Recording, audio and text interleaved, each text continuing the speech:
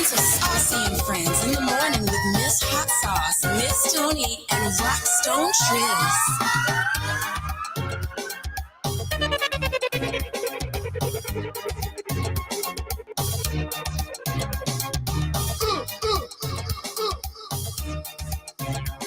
Good morning.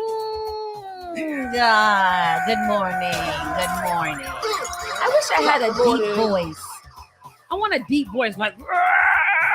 Why? Why? I know because you is a girl. You is a girl. No, but I want to do good evening. How y'all doing today? Like that. I want to have a good, strong, because I want to be able to be the mic voice. You want to sound like that lady we was watching yesterday. Yeah, today was like, wait, what's happening? No, but as a DJ, you got to have a strong voice. So I want to be like not a bassy voice, more like Giselle, the Wassy one. You know, she's got a voice that carries. That's a high pitched voice. It's not high pitch. It's more like a low, firm. It's firm. It's a firm. It's a firm voice. Okay. Oh, hello, how y'all doing? How y'all doing? That's not what she sound like, but this is what I'm going to sound like for this whole show. No. Good morning, everybody. That hurts, so I can't do it. Good morning, everybody. For real, how y'all doing? How y'all doing? What y'all saying? What y'all saying? It is June.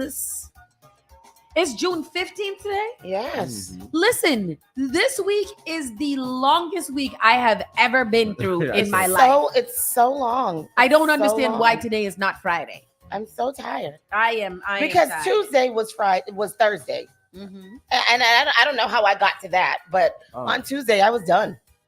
Yeah. Tuesday was definitely Tuesday I thought was Thursday. Yeah. And nobody couldn't tell me different. Yeah. Until the trial said that it was Taco Tuesday. But at least it's a long weekend. Mm-hmm. It's a double long weekend if you want to think about it that way. Why? Tell us about it.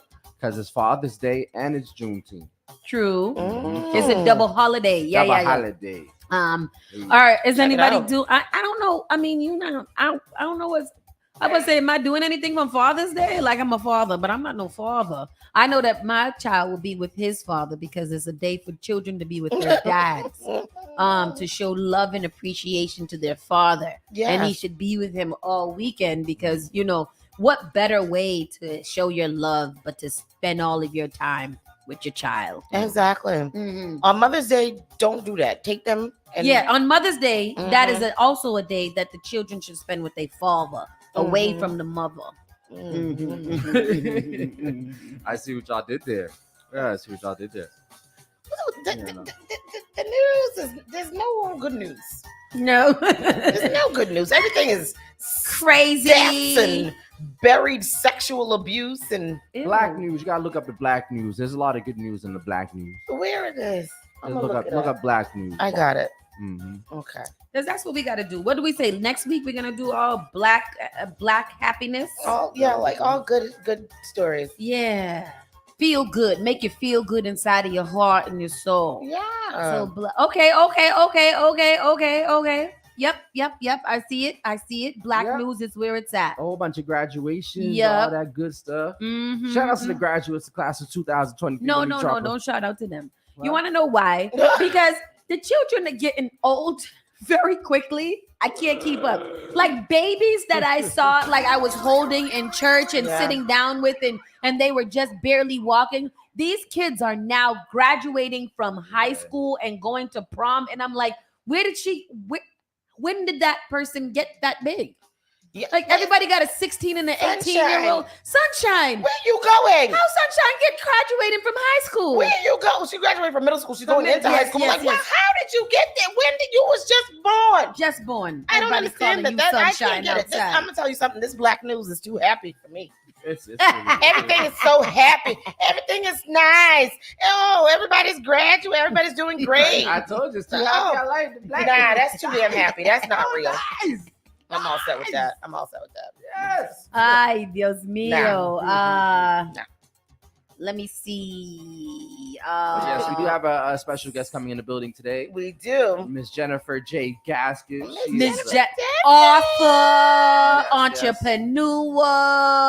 Yeah. CEO and founder TED of Talk, TEDx The talker. TEDx talker. What is the when you're on a non-profit director? All And kind of things. Wakaka. Wakaka. Yes, Worcester Caribbean Carnival Association leader. It's Presidente. She's a local hero and She's a literally doing all the celebrity. things. She does a lot. A cannabis advocate and activist. And she's a wife, mother, and grandmother. On top Hello. of all of that, Lord have that is a lot. Jeez. It's not big. This is just facts, Jennifer. This is just facts, okay? This is not. We ain't trying to put no dubs on it. This is just facts. We just saying Right. what you are. We just giving you your accolades. Accolades, your flowers. Damn. Flowers. But in the sake of time, we are going to be getting this show on the road. His computer's about to die right now. Yeah, it's gonna die right now. Good morning. But yes, we got a dope show lined up for you guys. Many things to talk about. Go ahead, and if you are listening or watching from wherever you are, I noticed that most of you guys watch from YouTube and Twitch. Great call. But go ahead and give it a share or share the link. Share the post, press share, whatever you got to do, because I be looking after to see if y'all following directions, Press and share, I just be hit feeling subscribe, like hit that like button, y'all trying to keep us to yourselves, get them analytics up. and we want to be we don't want to be to ourselves, Right. We want to be with we y'all. want to be with y'all all day. So let me go ahead and give it up a little Sherry-ondo, I'm gonna do it too. I'm gonna do so it too. that Yeah, I'm you gonna do it guys- too. I'm gonna do all the things that I gotta do over here. So yes, people, let's get into the show. Sauce. Quick check-in. Look, I was in Cambridge yesterday. Oh, You know, Wednesdays are my days to be in Cambridge. I've got on my Yamba shirt. And yes, you do. Thank you. I like to go every time I'm in Cambridge. I like to go to little Asian stores and bring some random something for you guys. So I brought some watermelon, fruit soft, gluten-free, all the way from Japan. Oh my goodness! Yeah, You always come through with the treats. But y'all didn't bring nothing for me now. It ain't got no It's all liquor right. in I'm it. waiting till the day. They I'm bring waiting something. for the day until they I'll bring be me dead. something. One day y'all will bring me some. Something to have. Sorry. Look, you bought your ex-boyfriend all them shoes. Look. Where you And look at me, I ain't got no shoes. He ain't even wearing no more. Who me? No shoes. Wow. How do you feel there? Wow. Oh, it wasn't me. Okay. But I was in Cambridge yesterday, did some work, and that was about it. What about y'all? Awesome sauce. I love it. Um, Yesterday, what did I do? Run around like crazy. Run around and run around and run around. I got my lashes done. I got my toes done. I'm running around and still trying to see if I'm going to Riding around. You're going. You are going. You've got to think positive thoughts. You've got to be a Yeah. positive person. We're gonna make a call Okay. after we leave here. Yes, let's make calls and see what we can do. I have one leg of flight. Okay. One strip of flight. One leg of flight. One I have. segment of That's just flight. me. Miss Tony's supposed to be going away this weekend. I'm supposed to go to Bermuda tomorrow. Tomorrow, yes. Like, I don't know if I'm going. I might, we'll see. If I don't, there's lots of things happening in Boston this weekend. It is Juneteenth weekend. It's Father's Day weekend. Donna Summer Block Party, which I look forward to all the time, is going That's on. tomorrow, right? There's lots and lots of things happening in Cambridge, there's a Boston. Cambridge dance party Yeah. tomorrow too. Oh, really? So I'm gonna be downtown. My plan is to be downtown first. I'm with Donna you. Summer, and then I'm gonna go down the street and go to Cambridge. No, we gotta stop at me and you chilling all day tomorrow, god damn it. Okay. There's gonna be things. I mean, and so either way, it's gonna be fine. Yes, we're gonna be fine. We'll be fine. All right, I'm trying to do some business on the sideline. So quick check-in. How y'all doing? We did that. How are you doing? Oh, sorry. To you I am doing good. I don't like when I'm not prepared beforehand, so I gotta do it quickly so we can make sure. But anyways, I'm doing good. Yesterday was a good day.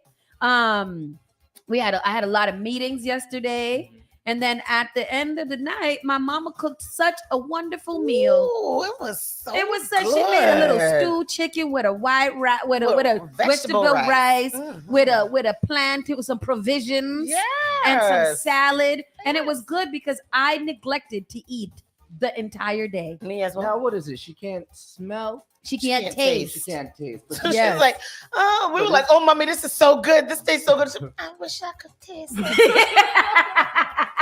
Sorry. She really can't taste. She really, and this has been for months now that she cannot taste. Yeah, And yeah. that's It's crazy. been a long while. I'd be pissed. I'd be pissed and skinny. Oh my gosh. Imagine if I couldn't taste food. Like, what is life? Yeah. Why? Okay.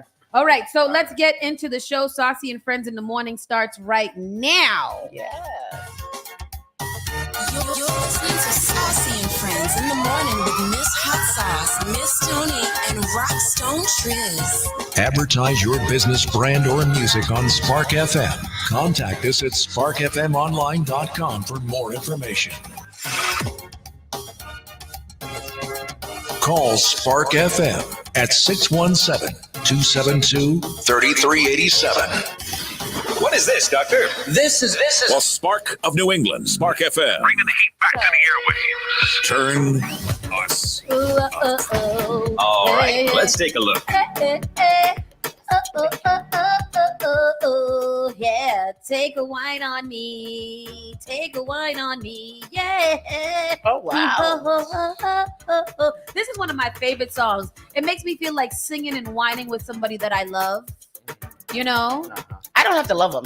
I don't have to love them either, but it makes you feel like you want to love them because it's such a sweet, beautiful song. What is your favorite soca song, like, of It all is time? it's a Marshall Montana one when it's two people and they sing some. Oh, wow. That's the one that I like, too. What song is that? It's them singing like, you sweet, you make me sweet. It's a love song. Oh, You know what I'm Mar-a-Lago. How you go? Take me to Coco Loco. No, da, da, da, da. that is Cass. I call it Mar-a-Lago. Mar-a-Lago. Coco. Lord. Mar-a-Lago.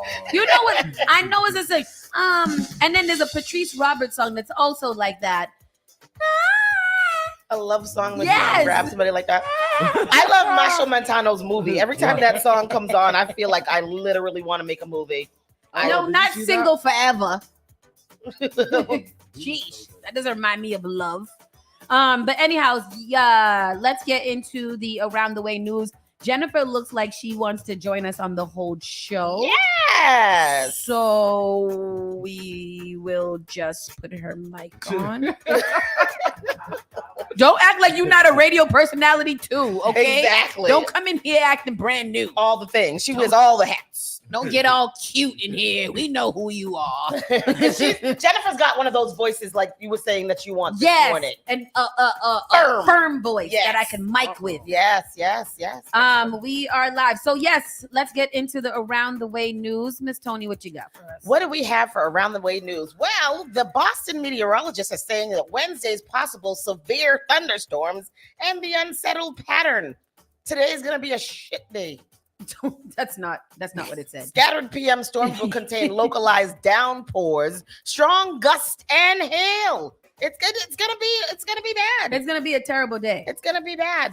But I heard this weekend is supposed to be bad too. It's but supposed to rain all weekend and be in like the 60s and 70s. This is terrible. There's a lot of things happening. There's everything in the entire world happening this weekend. Outside. Yes, all of it is Everything outside. is outside. I'm not things moved inside.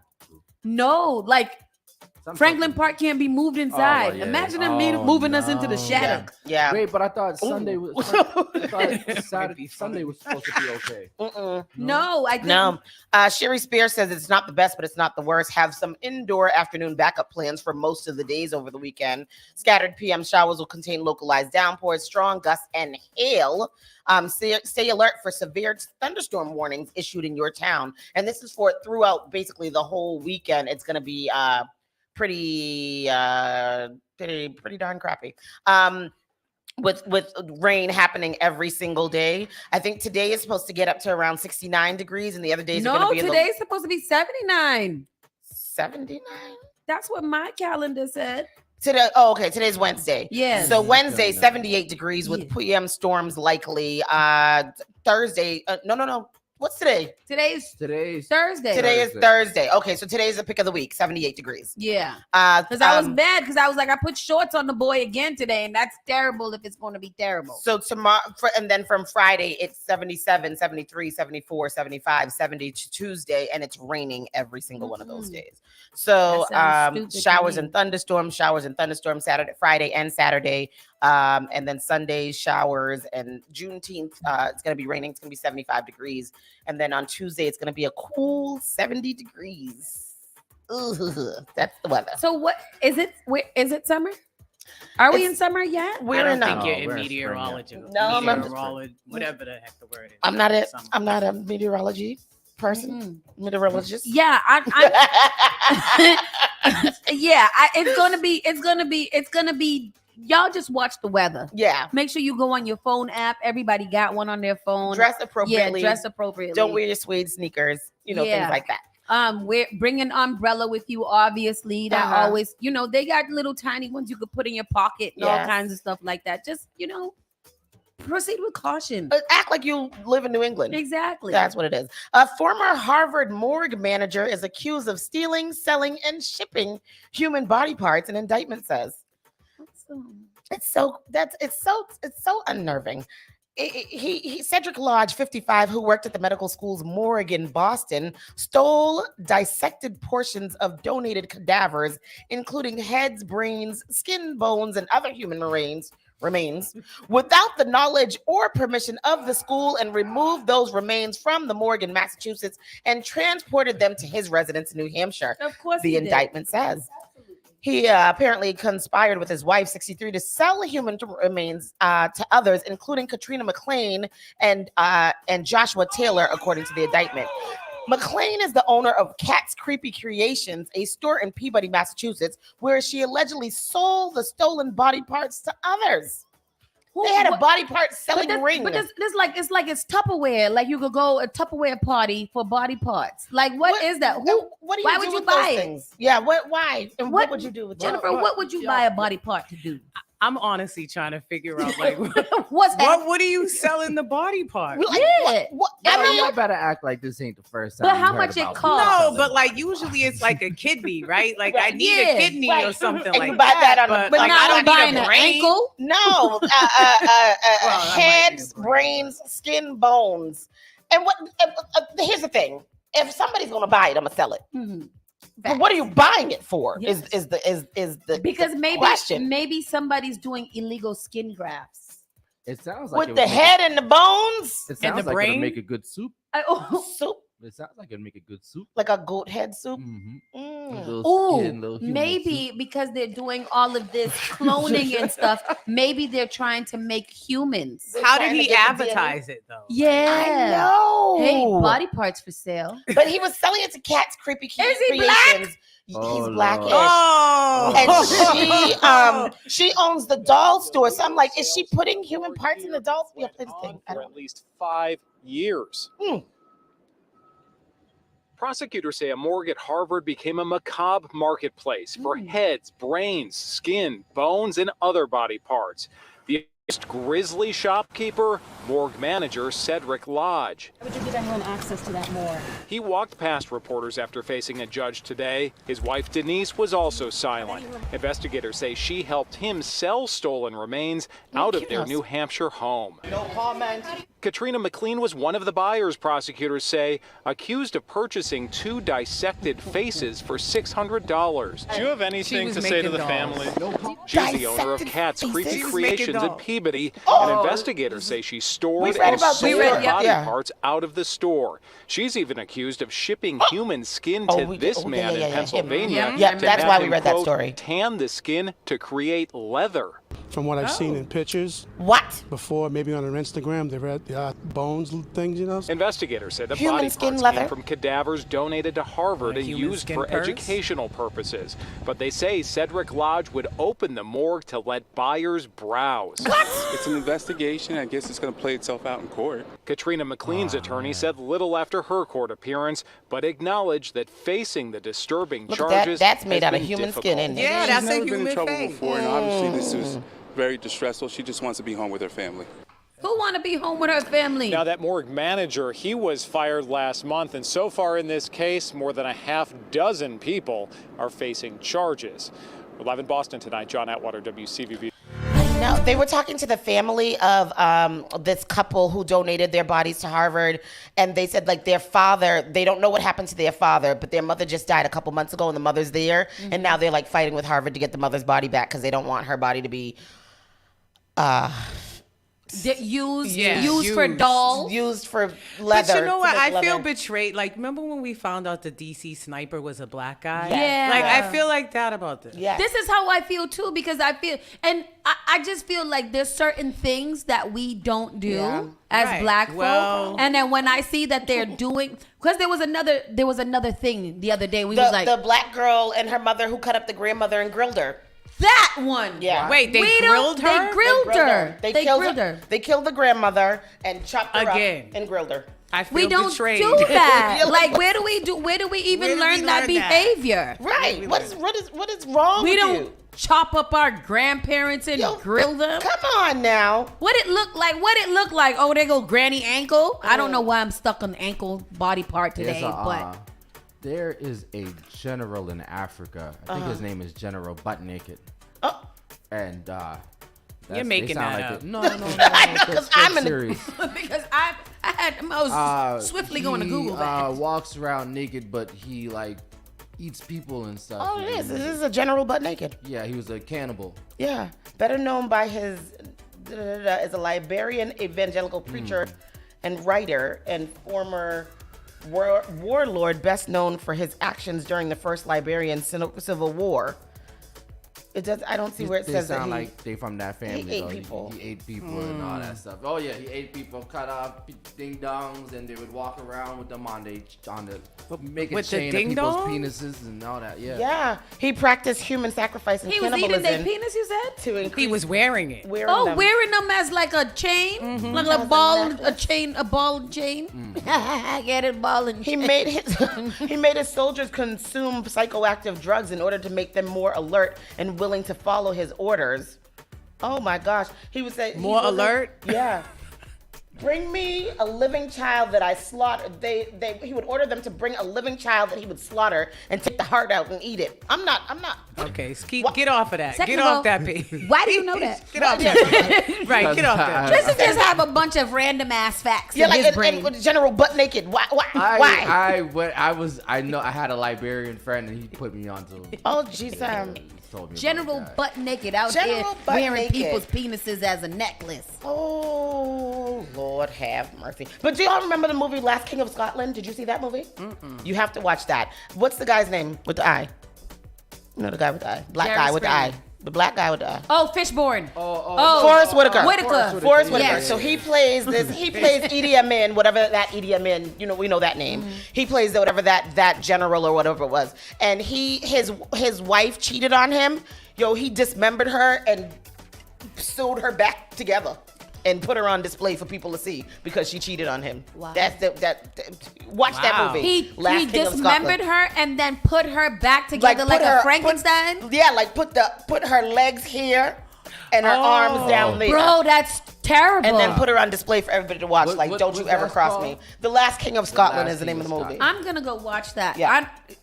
Why did I? Oh, why all after y'all hearing women it? out here don't know. wanting your man, you better be careful. You better be careful. You don't ever know. You never know. These girl.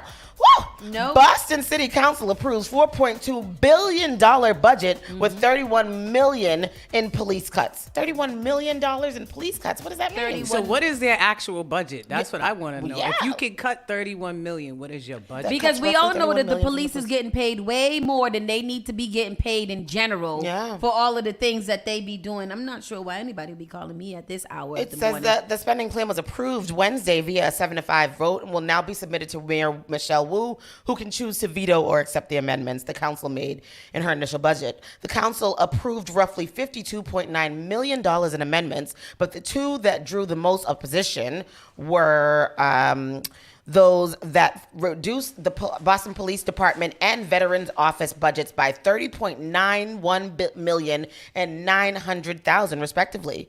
We've got the best police department in the country, said City Councilor Michael Flaherty, and we've got the best community policing model in the country. We are the envy of cities our size and bigger across this country, and we're all seeing it daily as to what's happening to cities that are defunding the police. This cut of $30 million would be decimating to our Boston Police Department. Oh my God, that just means that y'all can't stand outside the street corner on your cell phones directing or not directing traffic. This is the thing. The other day, I was on West Street, coming down West Street. You know, every morning they have the police out there. Mm-hmm.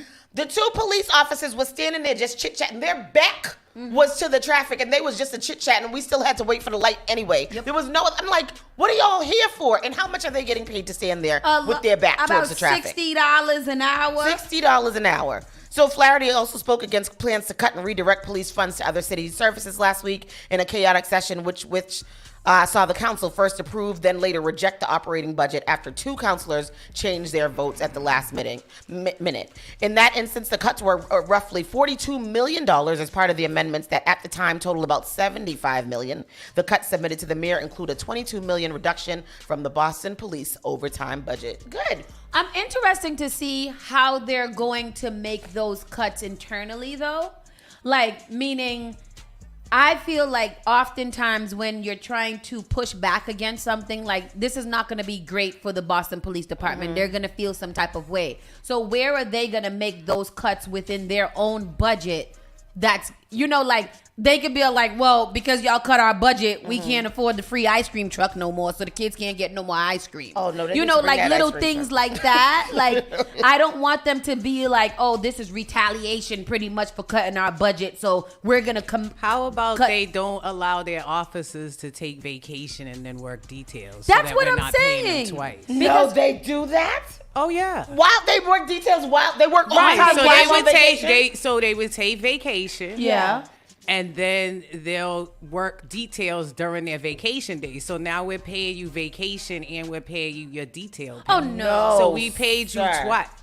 Oh no! But see, That that's should be illegal. That's why It should be, but it's not. Right. It's not. There was a voting, or I think there's something somewhere that is going on where we're trying to bring civil people into detailed work. Yeah, What is that called? that was they wanted to have civilian flag waivers or Yeah. whatever they call it. Yes. Because right? I feel like we could do the job out there with the police. You put on a little vest, you tell the traffic to go this way, you do traffic to go that way. It don't need to be a police officer out there to do that. Honestly, I'm with you, Miss Tony. I feel like whenever the police are directing traffic, that's when we get traffic. The traffic is the worst. most traffic, right? It's like, come on, that's ridiculous. Because they're not paying attention. They're not. And I was like, I should have taken a picture. But then, you know, what if they come after me or something? But I did. I was like, this is just ridiculous. Like, you're not even helping.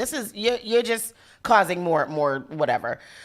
This story, domestic abuse survivors push for tougher penalties for tampering with GPS tracking devices.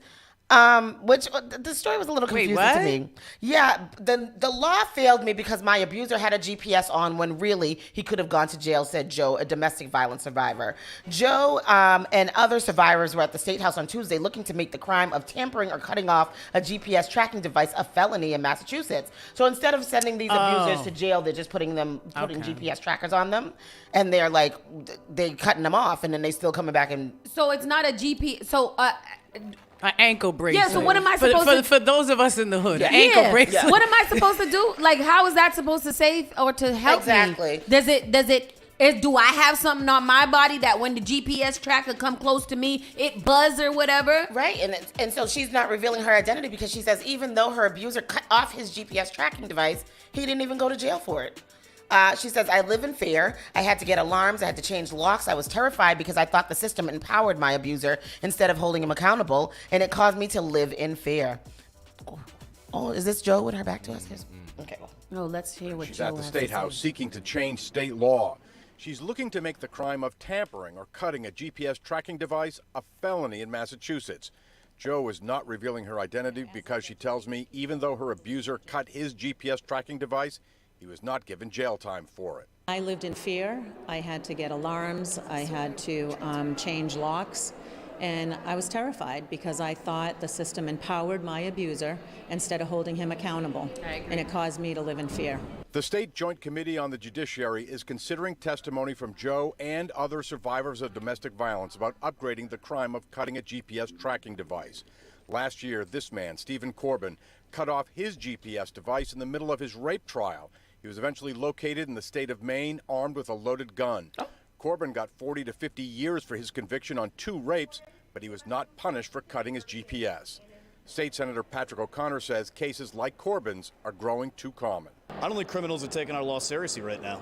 But the fact of the matter is our laws right now for GPS tampering aren't working, and we need to do something about it. The proposed legislation would make tampering with a GPS tracking device a felony, punishable with a mandatory minimum of 2 years in prison. Yes. Joe tells me the GPS tracking legislation is needed to better protect victims. We're asking to please protect us and stop giving the abusers all these chances to hurt us and our families. Please give us a chance at safety. There is no telling when this I don't understand why that is like why that's a question. It should essentially be escaping jail, right? Because when you're on home confinement, you're supposed to be on home confinement. You're supposed to be at home, right? Yeah, So or wherever it is that you're should allowed be to go if you're allowed to get a jail. job or whatever. Yeah, if I put handcuffs on you and you take them off, ain't that That's escape? Yeah, that's escape. That's and that should be for all crimes, like not just domestic violence everything. people, If but you for have anything. GPS and if you you cut have it that off. on, you cut it off. That's an offense. It's really common sense. Because isn't wearing a GPS basically like probation? You are right? in jail, right?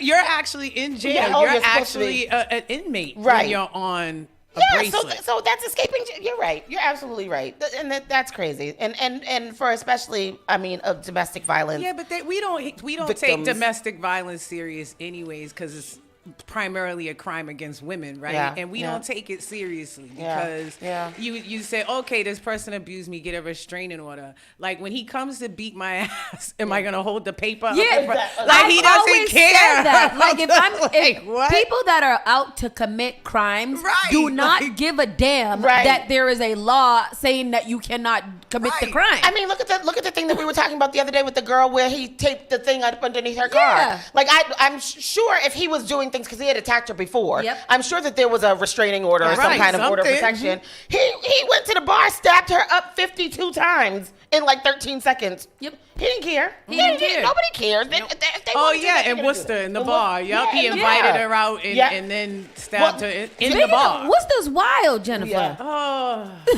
Worcester is wild. second largest city in New England, and they just can't figure it out. Yeah, man.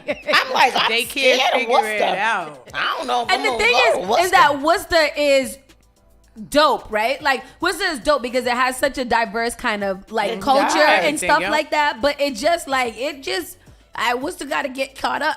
I know. We were talking last week about the kid on the street in Worcester that pulled that big old gun. Listen, we were literally outside my son's graduation. Yeah. We were outside the graduation, and everybody's taking pictures, and the kids are saying they goodbyes or whatever the case may be. And my oldest son, my 28-year-old, is like, Mom, we gotta leave. And I'm like, why? He's like, somebody is up the street in front of the supermarket with a big whatever the heck it, I don't even know what it was. And he's like, we gotta leave. So we just all were like, all right. I'm like, I don't hang out at the let out anyways. So let me roll out. But I didn't see the video until like the next day. And I'm like thinking, you seeing all of these things in Richmond and every place where people are getting shot at graduations. Right. And I'm like, we were out there like that could have been us. That's crazy. So crazy. But be careful. Meanwhile, Worcester Police Department is, fighting and don't want to come outside because, we don't want to pay them for wearing cameras and all Worcester that. just as dangerous as Brooklyn. Listen. Brookline. Listen, no, there's certain areas. Listen, y'all know I come from Dorchester. I come from Boston. There's certain areas in Worcester that I'm like, yo, this is even a little for me. Yeah. This is a little rich for me. I'm not going there. No.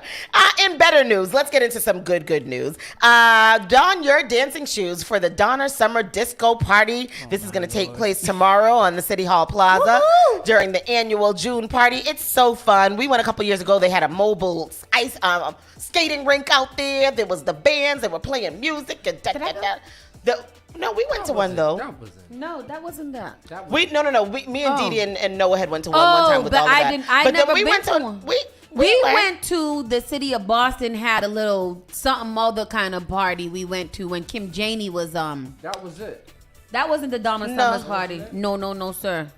That was something the Kim Janey one was down by Copley though. By Trinity Church. Yeah, but we went to one in City Hall Plaza. I remember that we were there and we were standing by the stage and we was dancing and there was people there that we knew.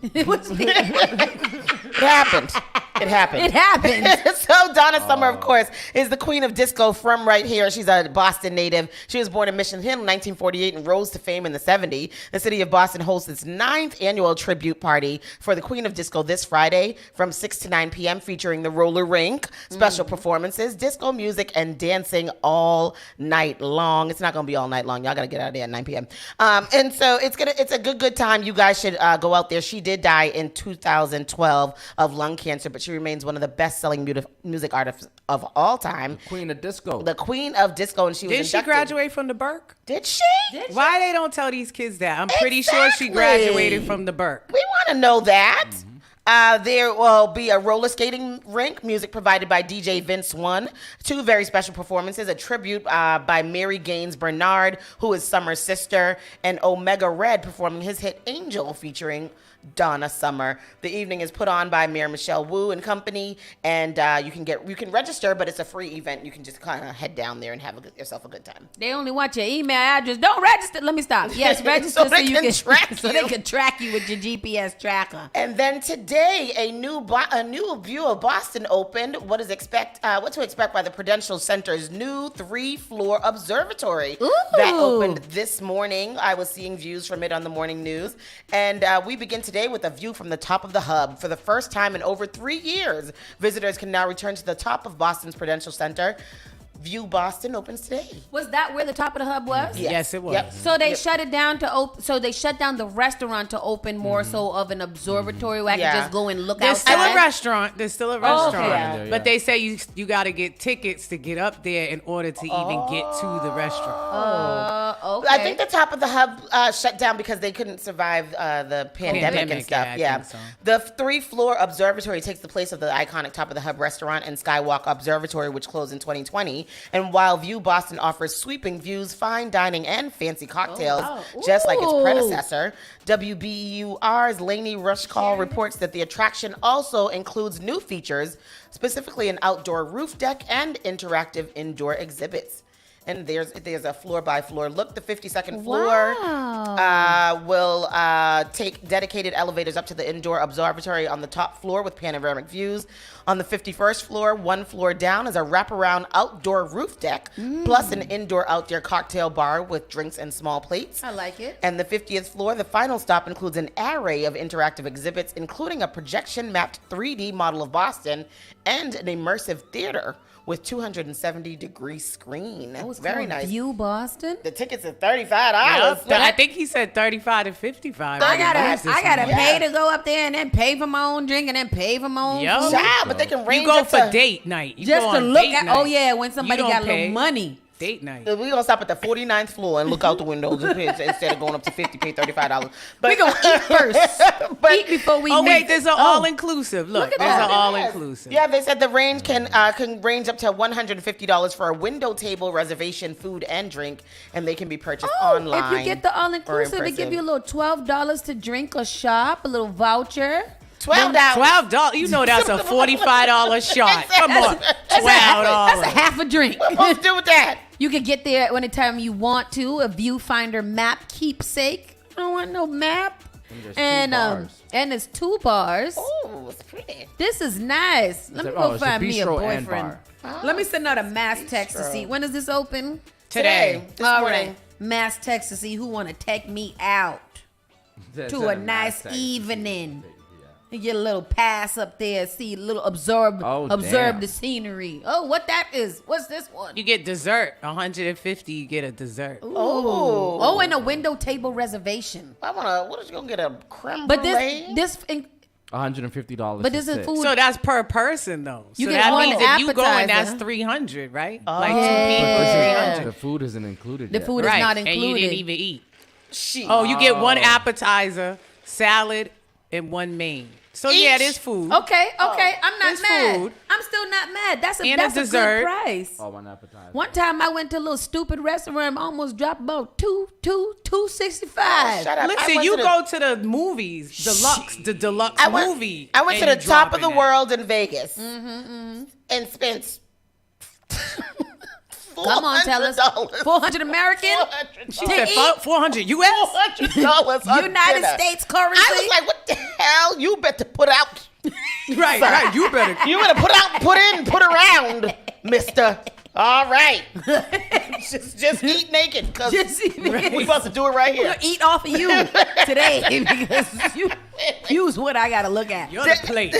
Right there. You the plate. I'm gonna eat you and your friend too. That is the local news. That is the local news. That's all I got. So we're gonna go to a quick commercial break and we'll get back. We'll actually introduce you guys to Jennifer, and then we'll get into why she is here today, because she's somebody that y'all should all know. Absolutely. Okay? Spark FM Online, #1 for urban and Caribbean music. We'll be right back. Turn it on. Turn it up. This is SparkFMOnline.com.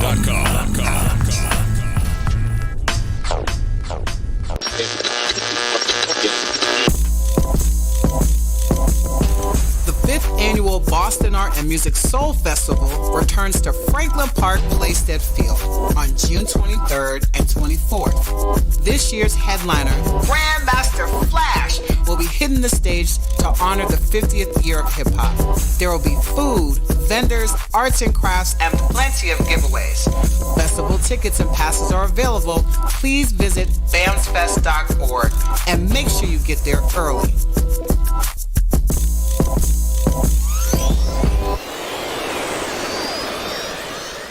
Mattapan Square Main Streets invites you out to celebrate the arts and culture of Mattapan at the 2023 Stroll of the District on Sunday, June 25th from 12 to 4 p.m. Come out and support the local businesses, learn about the resources in the community, create art, and celebrate the district. Live music by Chico Mania and Classic. Hosted by Miss Hot Sauce alongside the People's DJ, DJ Mott. You don't want to miss this.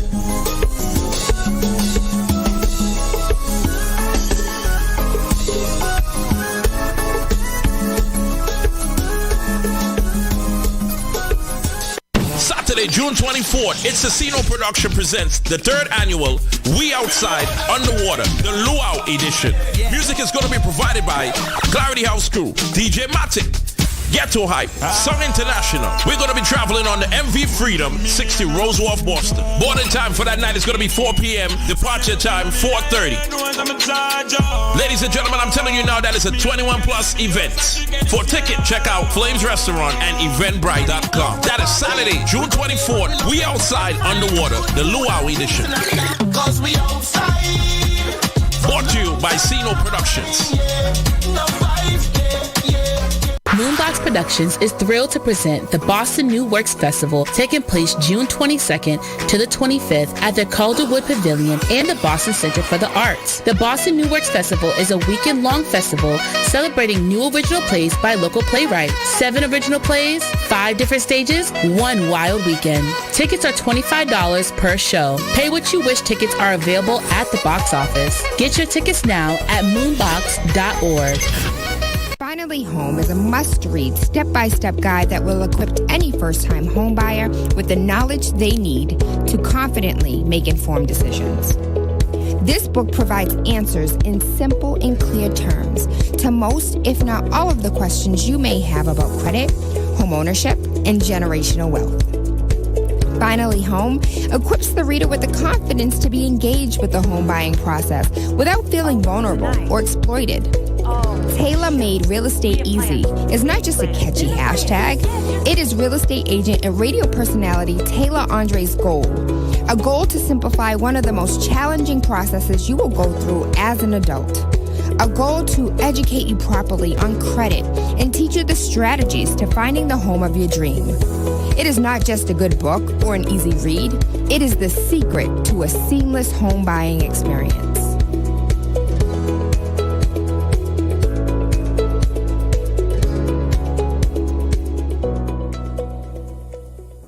advertise your business, brand, or music on Spark FM. Contact us at sparkfmonline.com for more information. The all-new Spark FM.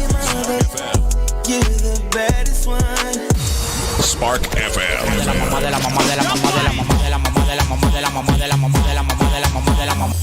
You are now listening to Spark FM.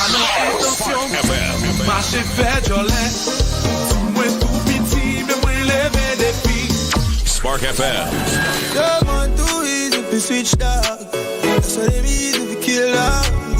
You can join us on Facebook. Spark FM. Yes, you kindly. Miss Jolie, know your mango sweet, so Jolie, know your New England's #1 urban Caribbean music. Radio. Spark FM. Spark FM Online, #1 for urban and Caribbean music. We are back. And like we said, the voice that you've been hearing alongside us is the great Jennifer Gaskin, who is here today to talk to us about all of the moves that she is making. Not only is she the president of the Worcester Caribbean Carnival, but she is also an author of The Exit. If you guys see it here, go ahead and buy it. It's on Amazon and everywhere else. Google her. She's outside. She's also an activist, an advocate, a mother, a grandmother, a wife, and an overall amazing person. One of my favoritos. Welcome, Jennifer, to Spark FM Online. How you doing, girl? I'm good. Thank you for having me. Thank you for being here. If you were to sum up who you were, which is going to be hard, what would you say? Tell us who you are. Oh man, that is hard. That is hard. No, you know what? I can sum that up. I'm Nathaniel Julian's daughter. Yes. Yeah. And I'm everything that I try to be everything that he wished that I would be. Right? And I try to I was saying to somebody the other day that my grandfather used to tell me, like, Jennifer, you just have to be a good person. You don't have to be nice all the time. You just got to be good. You don't have to be nice. And so I really just think about that all the time and really just try to stay on the right side of things. It doesn't always work out. Man. You can't these days, though. I try. Yeah. And you know what? hard. Sometimes, but that's what he meant when he said you don't have to be nice. Like sometimes being on the side of good doesn't necessarily mean that you have to be nice about whatever you're saying, right?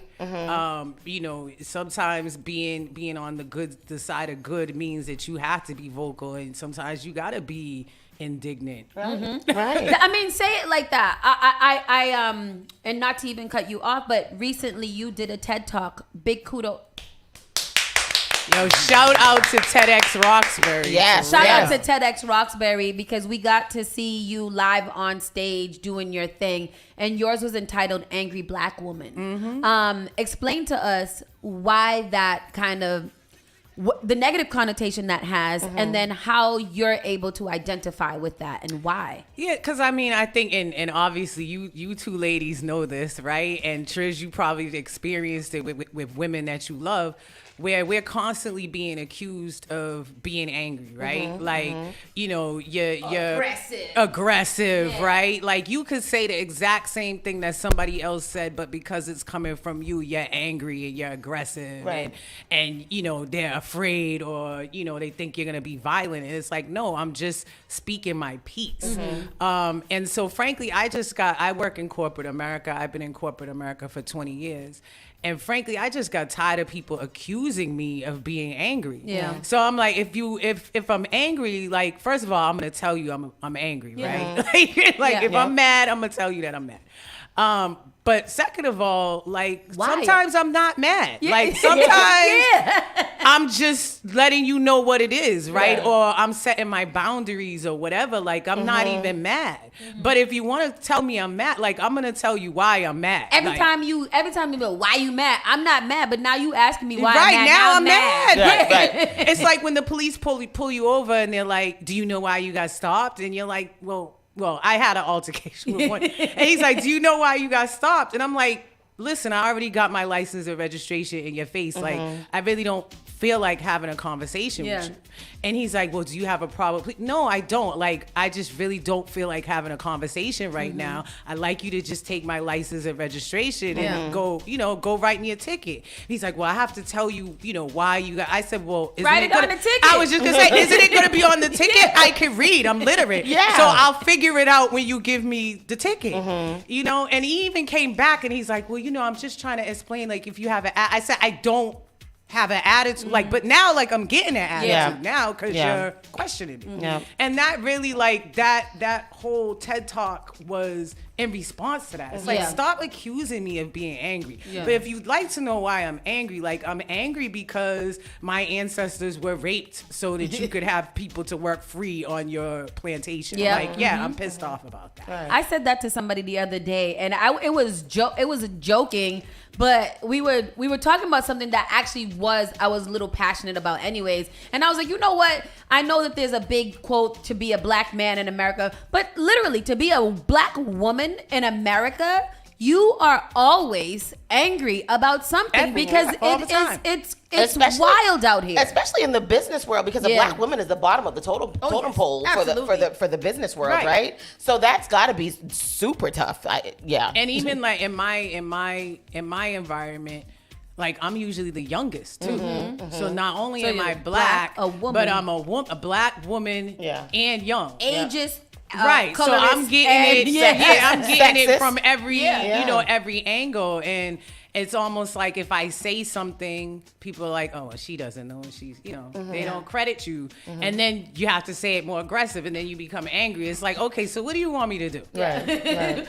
You wanna find out something, or you don't, and then of course there are valid reasons for us to get angry sometimes too, right? And for us to be angry. Even this morning, Sauce was telling me, she said, like, I try hard not to get mad all the time. And she says to me, like, sometimes you gotta get mad though. And so, like, sometimes you not getting mad means that you don't communicate, and then people don't know what's going on. And that was she's very right about that. So it causes you to black out when you're ready to get and that's you suppress all of this stuff inside of you, and then it comes out almost sometimes in an inappropriate time. Absolutely. Like when it didn't need you to turn up because everything else been kind of whatever, you automatically kind of like turn up at that point because it's like, oh no, this is just not this situation. But it's like, speaking to the carnival. So for you guys mentioned that I'm the president. She's the president of what's the Caribbean American 10 Carnival. years this year, people. We outside. We outside. That's amazing. August 27th. We there in Worcester. People always joke on me, like my board is always like, Jennifer, when we get to the stage, you can't have the microphone. Like you can't be on it. Like be quiet. But the truth of the matter is, like, all day people are poked, like, all day long.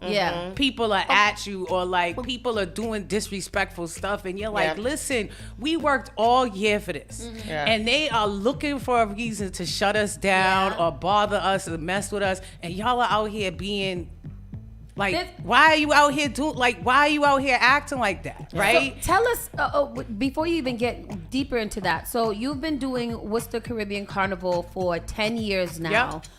In a place like Worcester where we started talking about, like it's very diverse, it's up and coming, it's the second biggest city in Massachusetts, introducing something like the Worcester Caribbean Carnival. How was that situation? How did you get there? I testified at the city council a couple months ago about some of the challenges that we've had in the city in being like targeted and treated differently because of who we are and what we represent.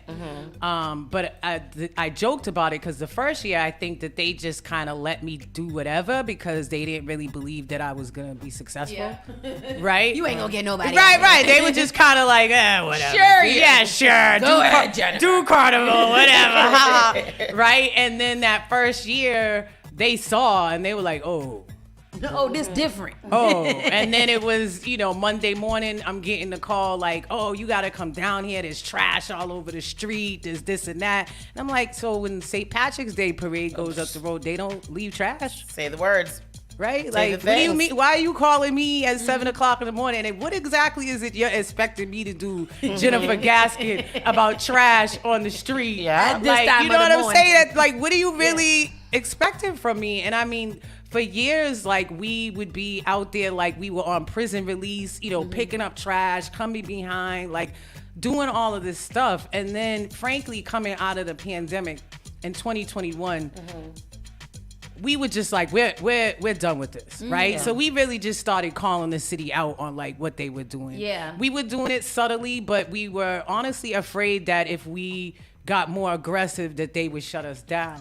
But at this point, we're like, come on now. They're like, gonna shut us down regardless shut us down if you want to, but like really, you guys need to be accountable for this behavior that you're displaying. So one thing that I do like about what you do is that when those kind of articles and stuff come out after the carnival, like disparaging things like that, you're very vocal about shutting that down. Yeah, I'm like gonna very, talk very about vocal. And I feel like that's and not to get into comparison, but I think that's a difference between you being a leader, an actual leader, and what we're experiencing down in Boston, because we see that oftentimes around carnival time, you know, the news that follows this carnival, this beautiful parade that we're supposed to have, is very, you know, degrading and very terrible and everything like that. And nobody's shutting it down. And nobody's writing the story, right? Like, I even had a conversation, actually, I was at the B-Soca information session that we had at Oasis. Shout out to Chester and Oasis.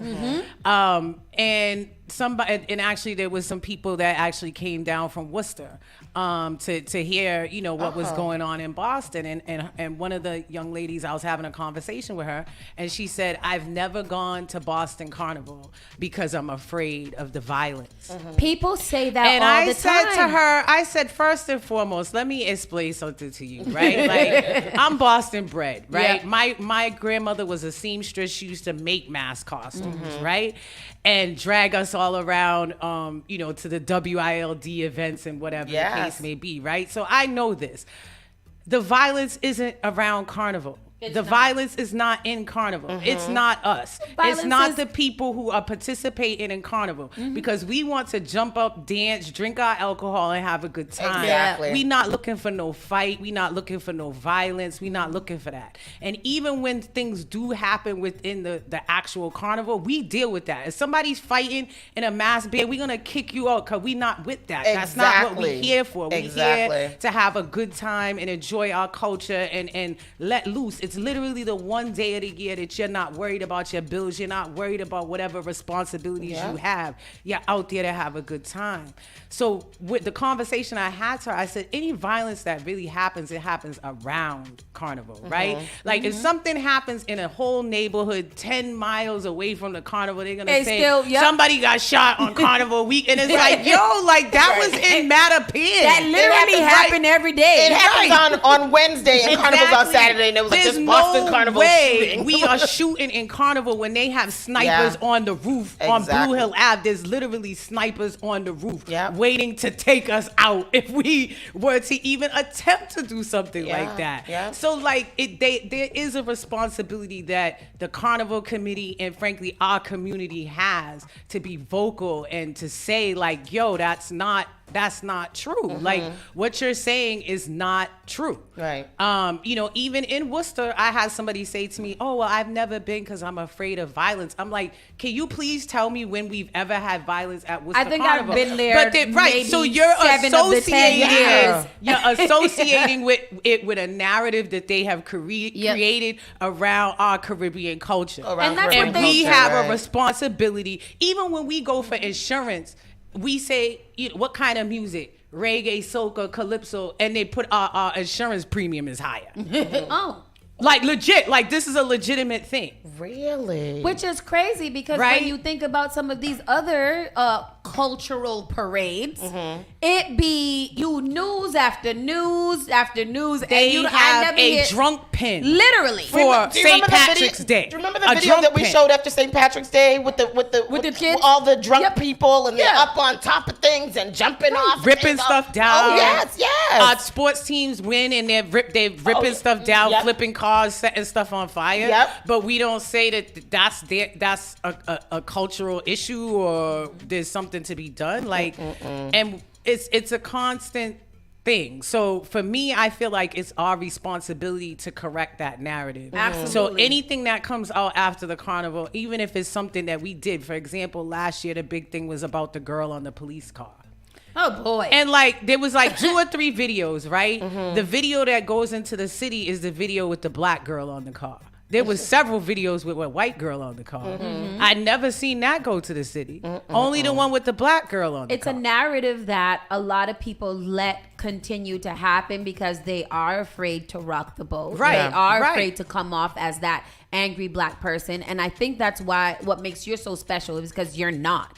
You're not afraid to speak your mind and say where people are effing up at. Right. And I think that we need more people. Like we complain all the time about people keeping it real. And I don't think that people really understand what keeping it real actually means. It doesn't mean be an asshole. It just means be honest about what is going on. Like, don't be afraid to speak up. If you are afraid to speak up, then you are not. I really don't know what you're doing out here. But I'm guessing that I haven't been able to read the book yet.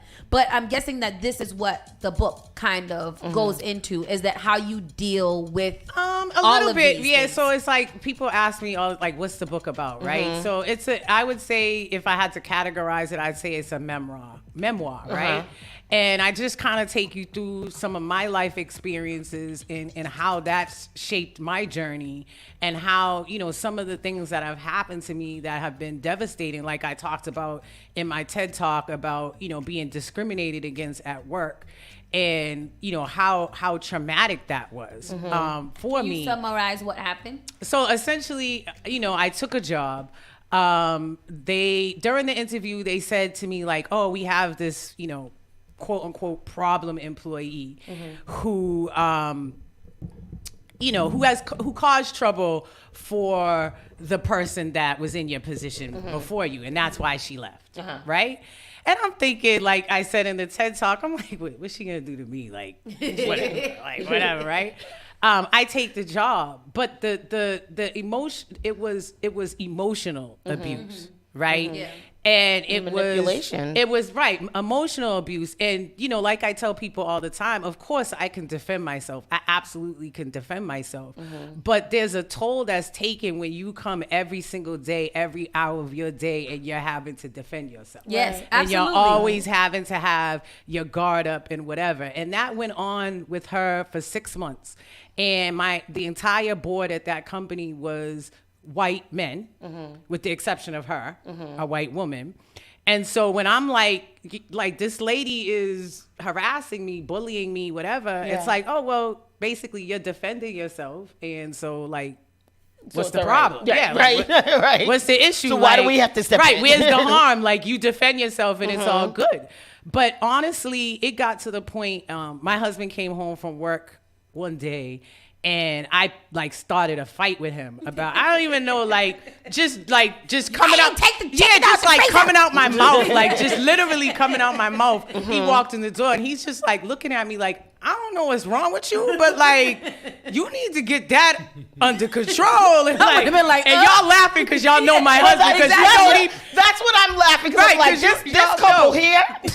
Y'all know he's like, I don't know, but you gotta go sit in the corner for a second and calm the heck down. And walk back in. Right. Calm the hell down. Reset. You know, I don't know what's wrong with you. Get out. Start over. And he, you know, takes his shot, goes in the shower or whatever, and I just ended up going in there, and like I literally ended up on the sitting on the floor while he was in the shower crying, and I'm like, yo, like this lady, like this is messing me up, babe. You know what I mean? And he's like, wait a minute. He's like, Jennifer, where you from?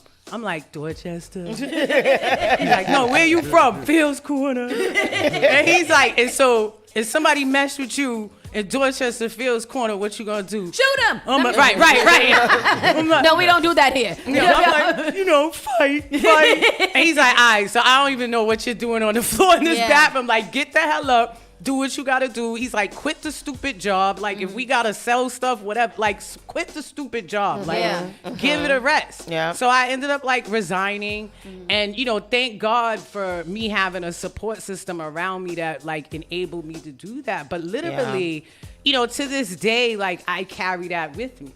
right, that experience with me. Do you feel like you have, well, like while you was telling that story, I feel like Black women have this superhuman complex. Right. I can't quit. Yeah, like, no, quit. I gotta stay here and I gotta duke it out. And I think that superhuman, you know, it's not a good thing. And a lot of people like say, it's you know, unhealthy. you strong and you strong. I don't. We see opposition as a challenge. Yeah.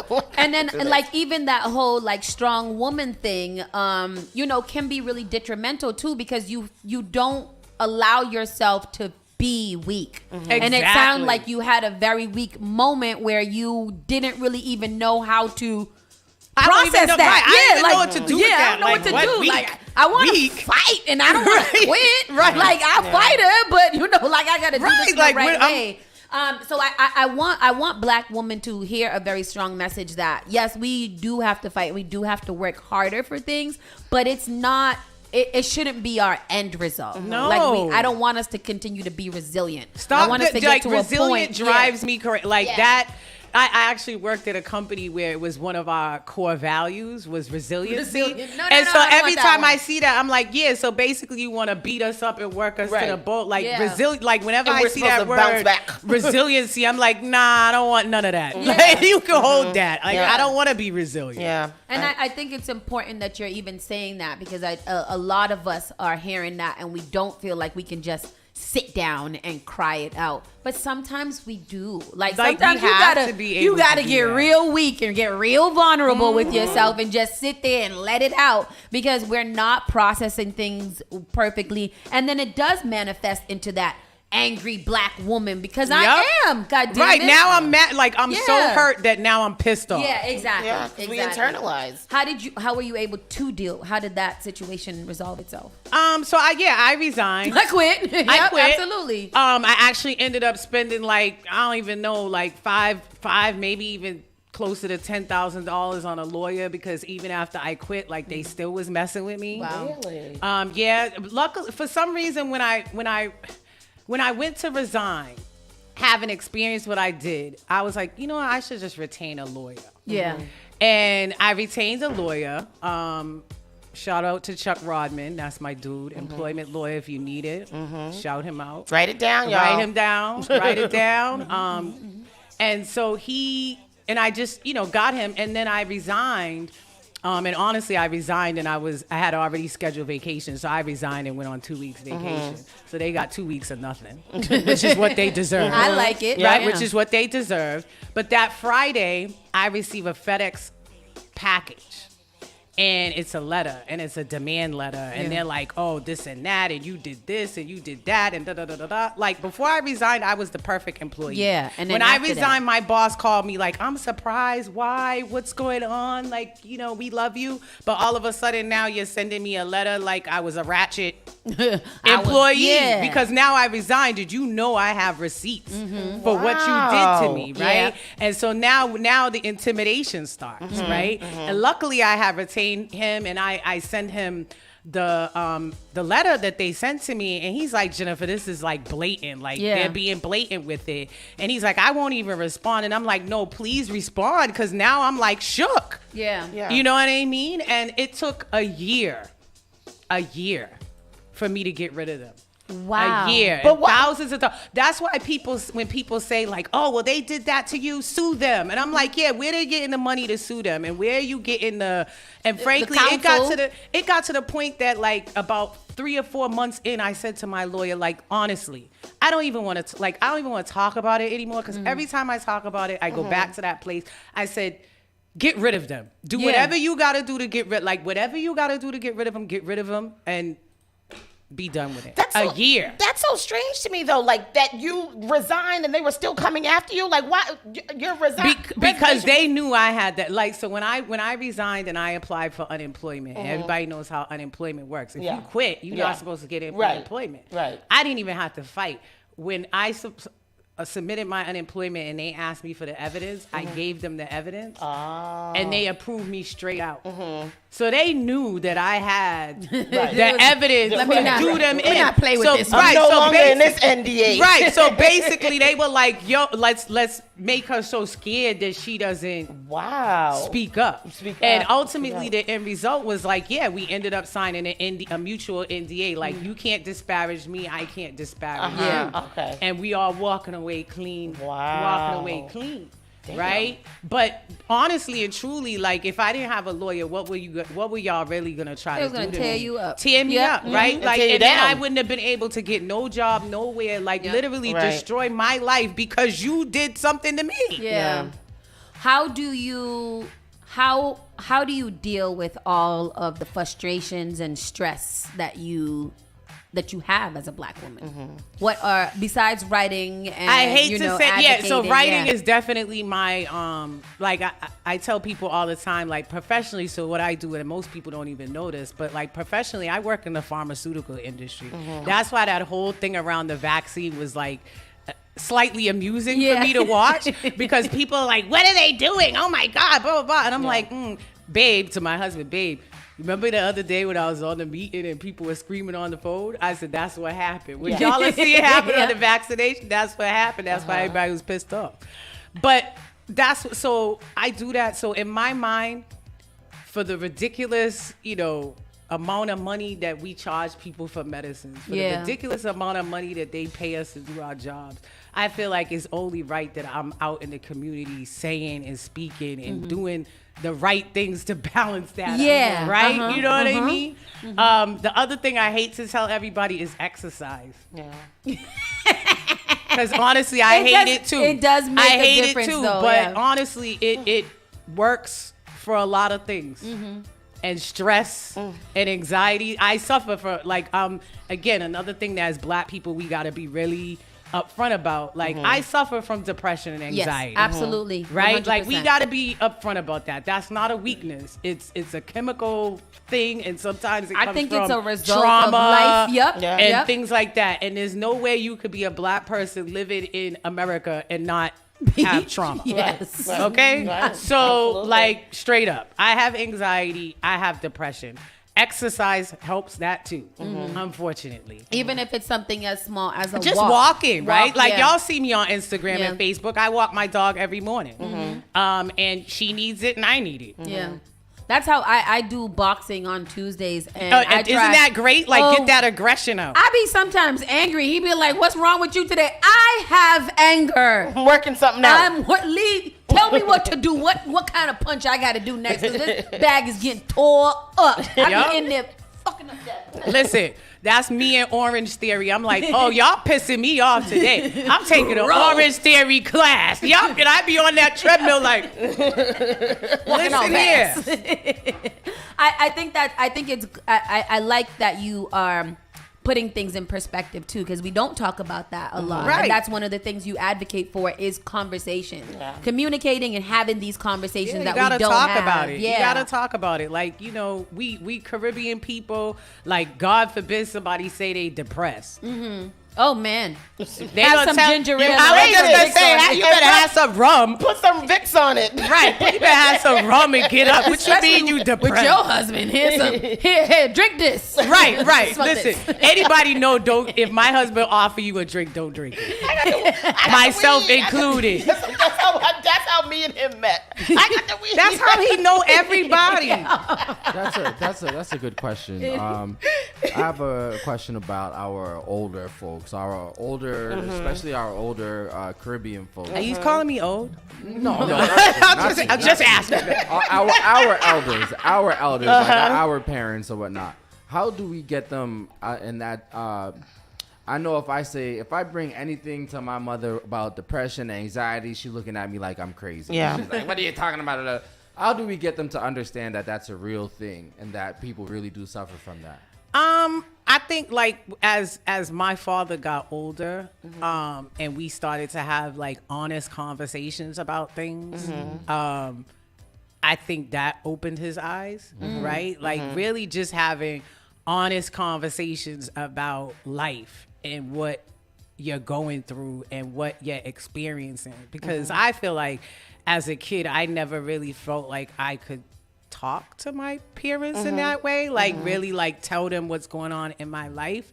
And that was something that I was really like conscious about with my children, like making sure like my 28-year-old tells me stuff that like, sir, right? I'm like, sir. That's not what I meant, Poppy. Yeah, you could hold that. You could really hold that. But how great is that? You know, but at the especially with him same being a time, male. I'm like, I'm glad that like he has a could safe pick up the space. phone Yeah. and call me and say, yo, mom, like I'm struggling with this, or mom, you know, this like when my father passed away, it was like devastating. Yeah. Like my father was my best friend. He was my dad. He was my confidant. Like anything that happened in my life, I was 39 years old before I bought a car without my phone, without calling my father, right?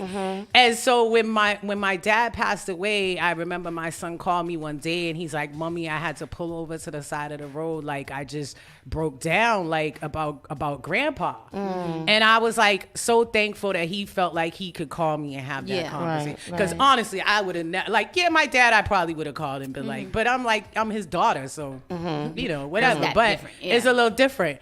But I would never, you know what I mean? Like my brother calling my mom to say like, I'm on the side of the road crying. Like, what the hell? I love that though. You know what I mean? But I think, like I said, as my father got older, I just really start like, I'm an adult, you're an adult. Like we're gonna have adult conversations, you know? And frankly, I learned like a lot of stuff, like him talking to me about him growing up and being in relationships and different things, pressures and things like that he was under at that time. And it was like we were able to have those adult conversations. So I think it's like getting your parents to realize like, hey, I'm an adult. Yeah, like I'm a real adult. Like I'm a real although I'm your child, adult. right? You've done a good job raising me to the point where we've got to change this dynamic right, a little this bit. conversation You needs can't to tell be me different. what time to be home, but we could talk about real life. And I know it's a struggle though, because like my oldest son, his dad's Haitian, and he's like traditional, like kids are to be seen,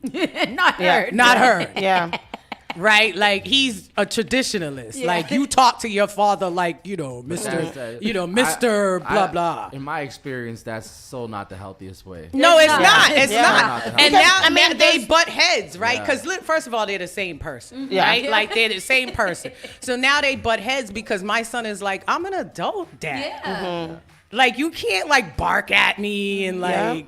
There's treat truth me like to that saying. Parents just don't understand. They don't. They don't. So for him, like that transition from, like, this is not 5-year-old Louis. Right. This is my grown son. This is my grown man. Right. Like this is So- my grown man. Yeah. Like that transition is hard. It's hard for our parents. And your son is a parent now. Yeah. He has 2 children, but like still, his father's like, well, he didn't call me to see how I'm doing. I'm like, did you call him? Well, that's a I'm Haitian like, man did you thing. call him though? Yep. He's like, well, he The doesn't whole even West call. Indian No, it man, is. It is. They believe that the children must, They- call them. Right. My mother. That's a fact. Well, my mother. That is I a ain't fact. dead yet. That is. You're like, what? What are you talking about?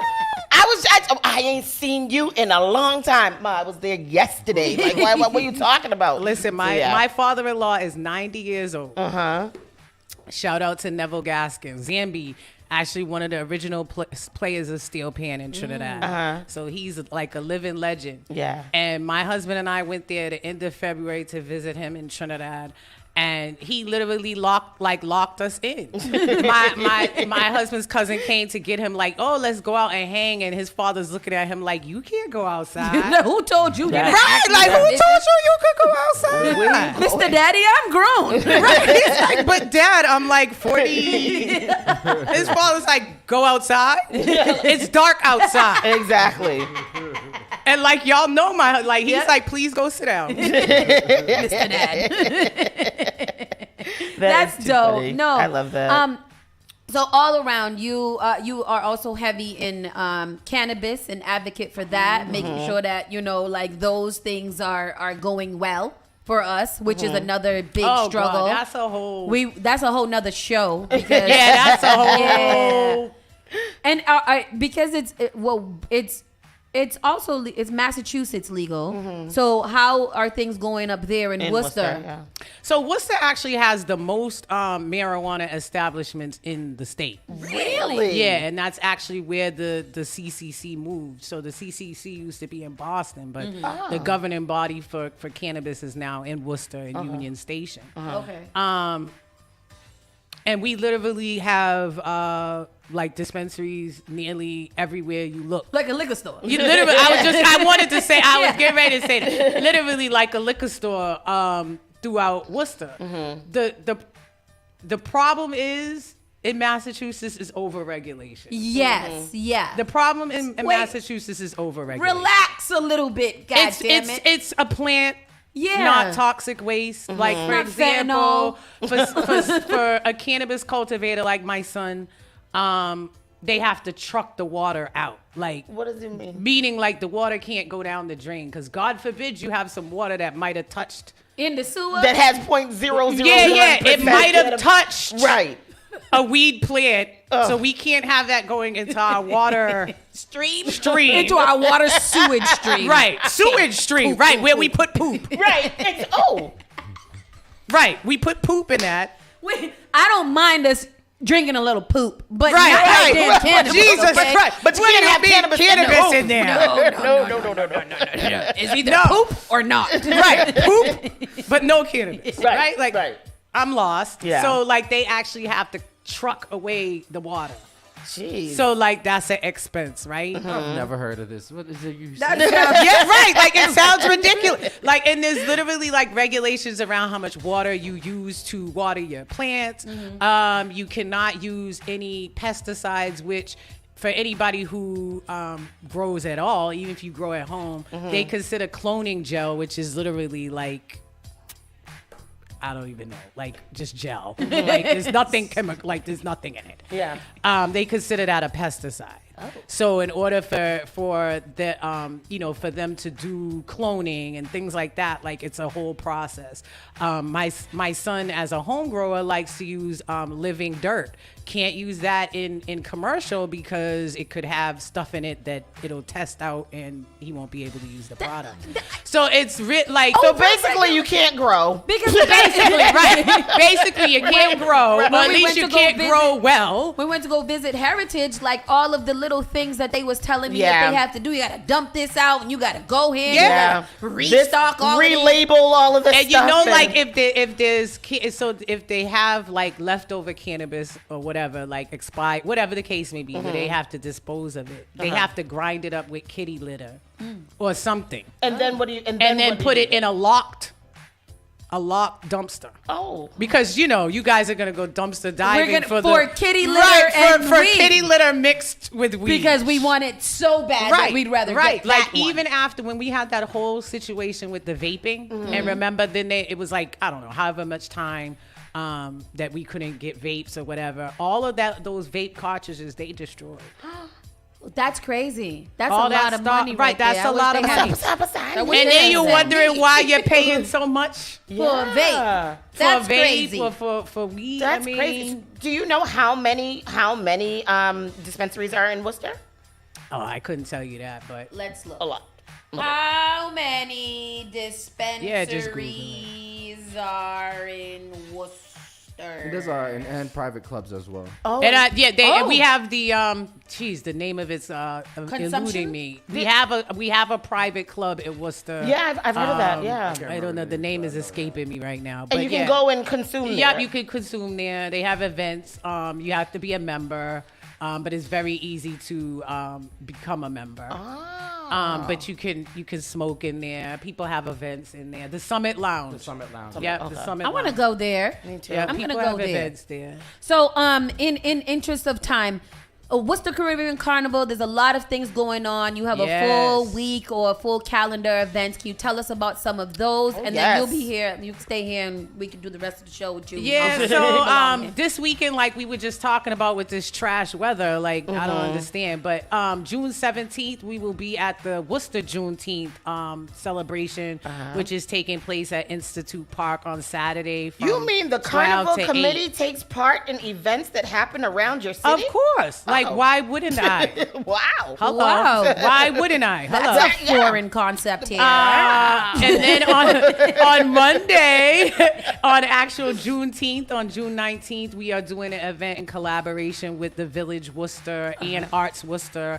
And it's called One Love, One People, The Beginning. And we're going to have a conversation around Pan-Africanism and how all of our cultures intertwine, whether you're a Black American, Caribbean Black American, actually from Africa, how all our cultures are intertwined and that there's a need for us to unify as Black people. Believe in unification yes, as we Black do. people. Yes, unification as Black people. Because Jennifer, wow. I think it's somebody when I moved to Worcester for the first time in my life, somebody said to me, I thought Caribbean people don't think they're Black.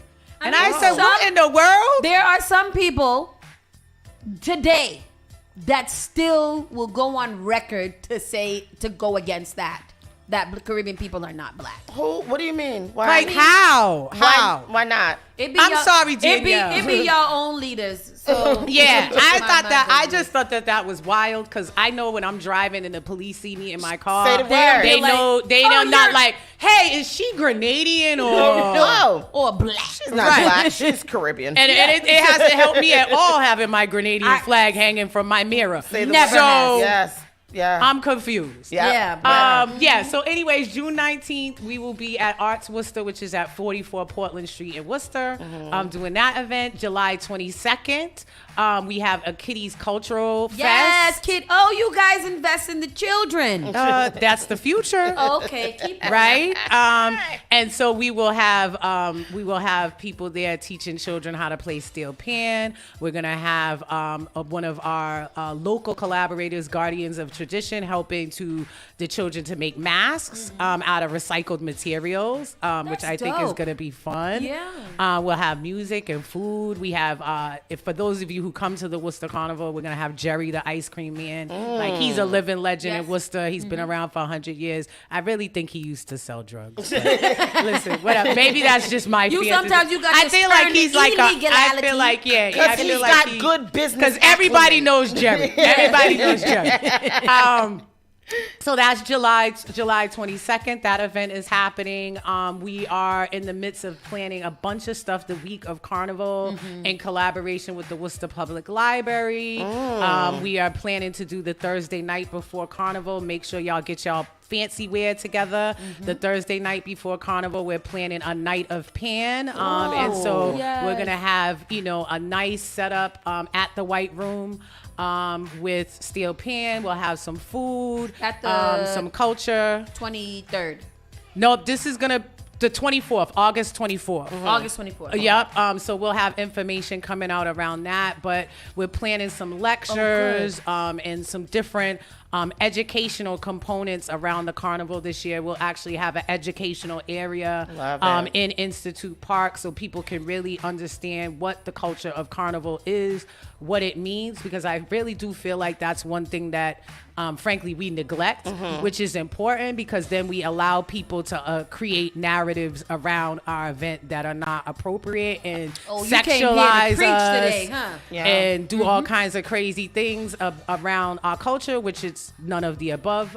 So we really are trying to focus on educating around the culture, around the event.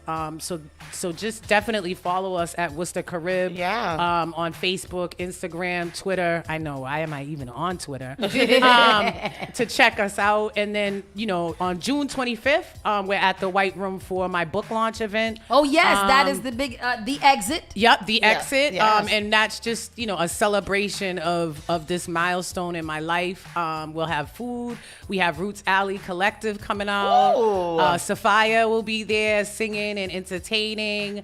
Lots of great speakers. So I hope people will take that drive one more time. You guys got to take that drive to Worcester a couple more times. We coming, man. We out here. Especially for the pan thing on the 24th, because ain't nothing else going on. Yeah, we got to tell the history, right? Like, we got to tell the history. And that, that's something Do that people I really... even know that the steel pan, the steel drum, is the only instrument invented in the 20th century, and it was invented in Trinidad and Tobago.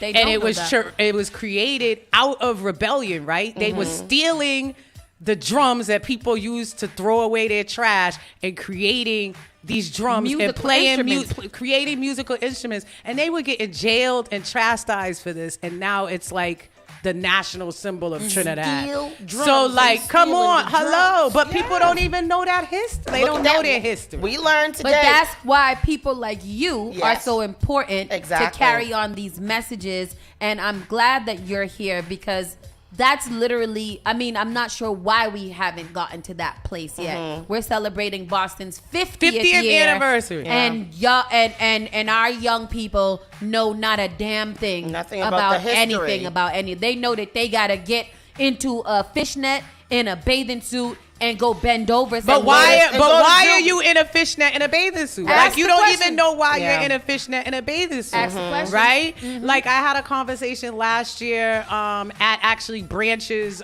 Branches had an event at Franklin Park last year, and I had a conversation with Hot Skulls. Shout out to Hot Skulls, Spark FM DJ. And I was explaining to him the origin of Juve. And he said, I wonder if people really knew that, they would understand and be better. And people they don't know the history. They don't know where Juve comes from. Juvie.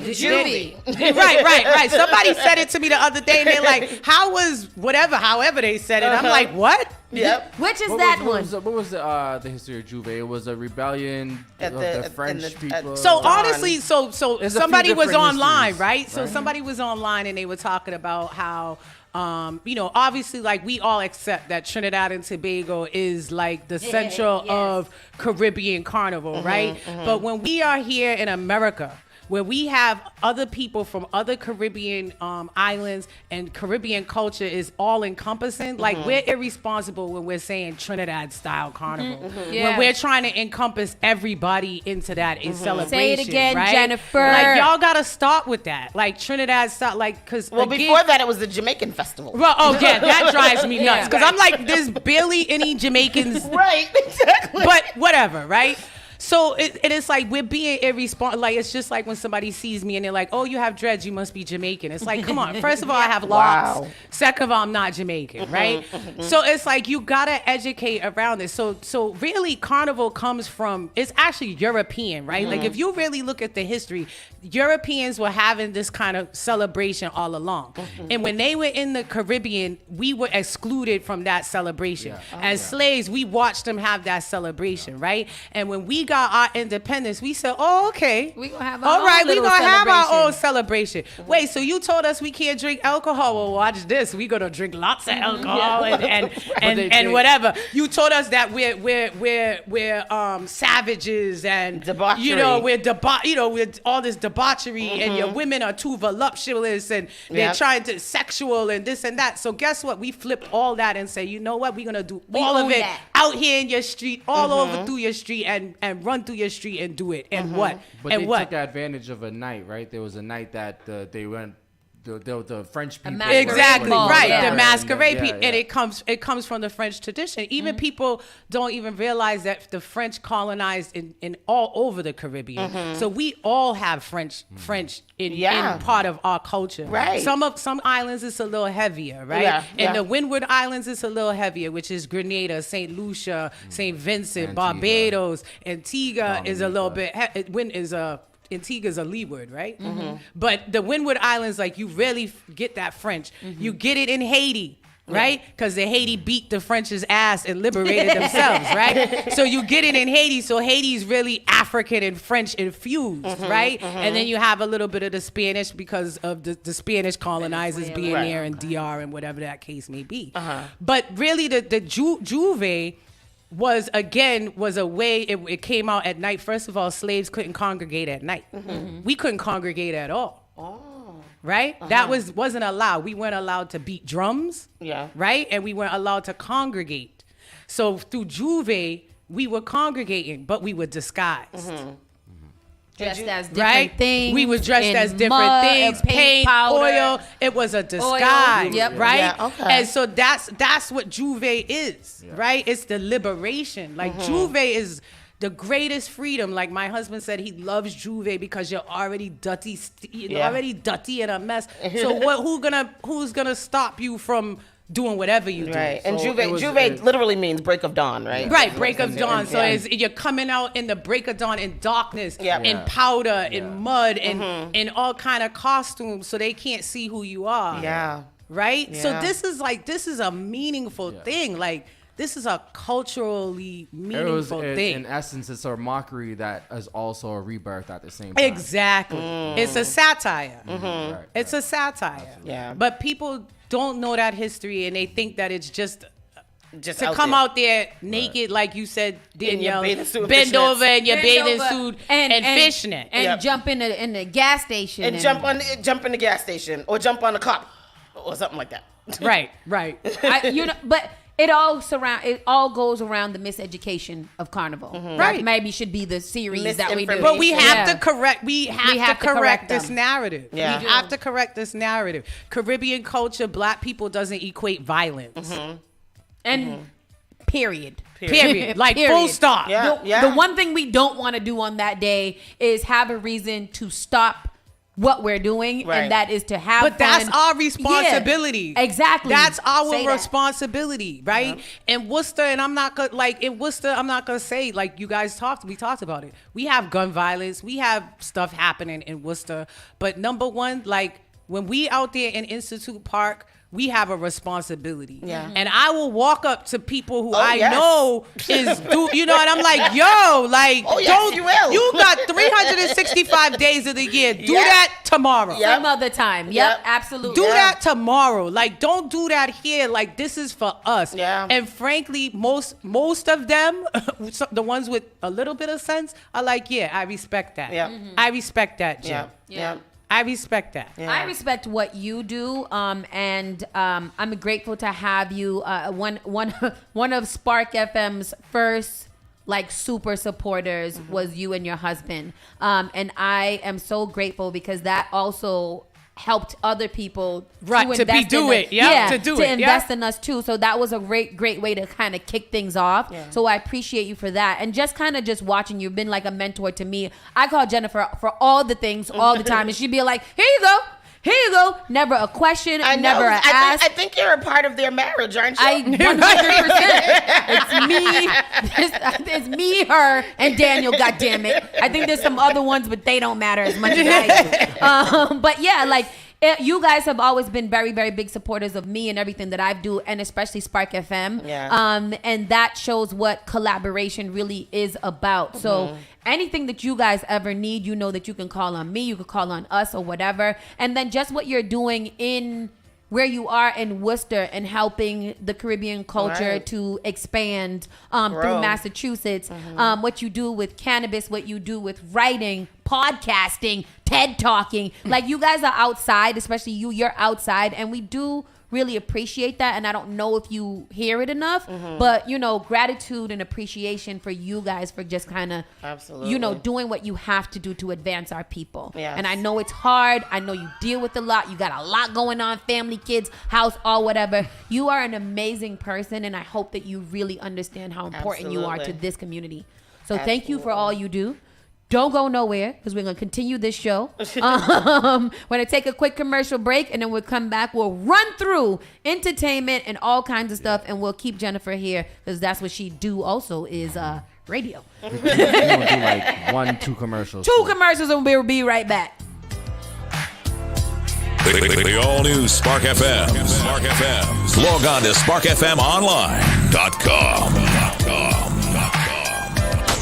Boston and surrounding communities. Boston Lesbian Gay Urban Foundation and Fenway Health Center is coming to inform you on how important it is to protect yourself from COVID-19. Let's get vaccinated. Let's encourage our loved ones and community friends and family to get boosted. Getting a COVID shot and a booster shot will help save more lives. Guess what? If you receive a vaccination, Blue will give you a one-day pass to any Urban Pride event, July 1st to July 3rd, 2023. To get connected to a health center near you, email info@lesbiegayurbanfoundation.org or visit the CDC website to learn more.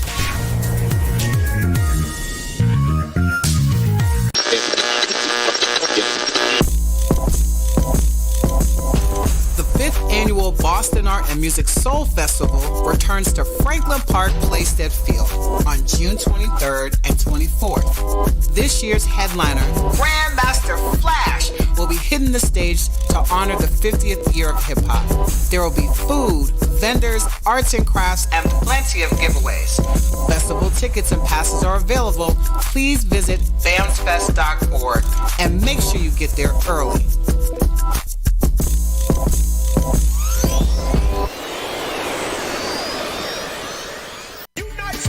Invites you to their annual International Togetherness Boat Ride. Tell me about work in the morning, unless we talking hard work. Wine and jam on Saturday, July 15th. Boarding time is at 7 p.m. Departure time is at 8 p.m. sharp. It's all taking place at 70 Rose Wall. That's the Seaport District in Boston. Aboard the MV Freedom. Tickets are only $60 in advance and $70 the day of the event. Your DJs on board: Mastermind, Vital Rhythm, Sergio, Alfredito, Idrin, HMB out of New York City. Special performances by a group from Honduras for Rhythm Section up to Trinidad. Light dinner's gonna be included. It's a 21 plus event and proper ID is required. Come dress to impress in your mellow yellow attire. Tickets are available on eventbrite.com. For more information, contact 617-719-3972 or 617-980-4729. Unites Productions invites you to their annual International Togetherness Boat Ride. Look at how it are. Yamba Market. Visit the first black-owned dispensary in Cambridge.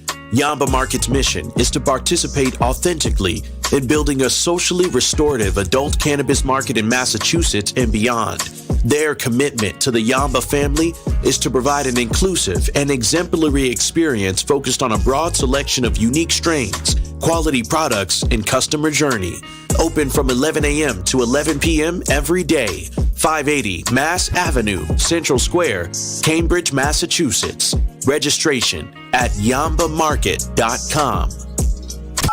The all-new Spark FM. Spark FM. Come on. Spark FM. Yo, chick a man be ballin'. These chicks pigeon toed. Some of them be crawling. Spark FM. Oh gosh, it's me again. New England's #1 urban Caribbean music. Radio. Spark FM. Spark FM Online, #1 for urban and Caribbean music. We got a few minutes left, so we'll just run down some of the most endearing news. Big shout out to, did you guys see my nails? Big shout out to my new salon, Nail Queens. Big shout out to DJ Live who put me on. It's right up here in Hyde Park. It's pink. It's Mattapan. It's pink as hell. It is beautiful. They got a full menu. Yes. Food menu. I'm not sure how you they serve you food. They serve all kind of pancake and cocktails, pancake and egg sandwiches and stuff. Oh, I might have to drive. And a cocktail. They gave me a little thing of soda with a little umbrella in it. Oh. They all wearing uniforms. What? And they will bust down a nail, okay? Yes. I just want to go Dominican like this owned. Dominican owned, so you are supporting black and brown. Yeah. And this is what we need. I want to see more salons. Does she do pedicures? They do. Oh, see? In big pink ass chairs. Big pink throne. You're not supposed to do that. I gotta put people on, Tristan. I gotta put people on. Because when I go, that's when they say there ain't nobody there.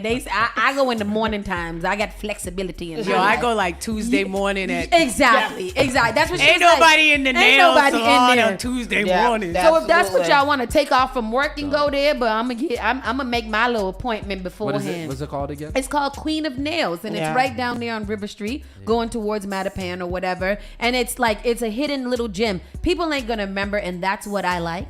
So I won't promote it no more after this. Don't say the name because you're gonna mess it up for I everybody. We And need to get appointments. And you know when people sit there and find out things, then you can't go. They go in now. They overbooked and now they doing bad jobs and stuff like that. Nah, keep them people exclusive. God damn it. But into the national and world news. Yeah. So Marine veteran Daniel Petty is indicted on the subway chokehold death of Jordan Neely. I'm not sure whether that's news because that should have been after the day. That should have been same day. The same day. The same exact day. Yeah. Because you ain't had no right to go. He didn't mean it, Danielle. He was saving everyone. He didn't mean it. Just in case, maybe kind of that man. He might have tried to. Yeah, he might have pushed somebody down or something like that. Well, that was his defense, is chokehold. that the guy was threatening to hurt people. Yeah, So until he was- actually the same way that the police respond until he actually touch somebody. You don't touch him. Exactly. Gonna chokehold this man for 15 minutes. Mind on you, the he floor said of he the didn't train. threaten him directly. No, he didn't. So you were He just wasn't all up even in other talking to him. Yeah. So like that's that white privilege that we talk about all the time. Go ahead. With his permed hair. Dude, he Because got that's a perm. definitely That a does perm. look like a perm. It definitely is a perm. Because that is that is tight curls. That's a 4C hair he got over there. He said she said 4C. I mean, between stops is only a couple minutes, so the whole interaction less than 5 minutes. It wasn't as 15. Some people say I was trying to choke him to death. You were. Which is also not true. It I was is. trying to restrain him. You weren't. You can see in the video there's a clear rise and fall of his chest, indicating that he's breathing. Until it wasn't. Trying to restrain him from him being able to carry out the threats. What threats? And then some people say that this was. Did he threaten you? Which is absolutely ridiculous. Why is I didn't mustache so see a high up black off his man lip? Threatening passengers. I saw a man threatening passengers. A lot of whom were people of color. Oh. Now you the black. The he white was saving savior. us. The Thank white you. savior. Thank you, Oh. white Jesus. Thank you. Jesus. That's what they meant when they said hair of wool. Literally. Because Join us on Facebook. I don't like it when you gonna sit here and throw us into there. We didn't have nothing to do. You wasn't protecting a black. There was nothing. people of color on there, did His Mostly lawyer people of told color. him to say that.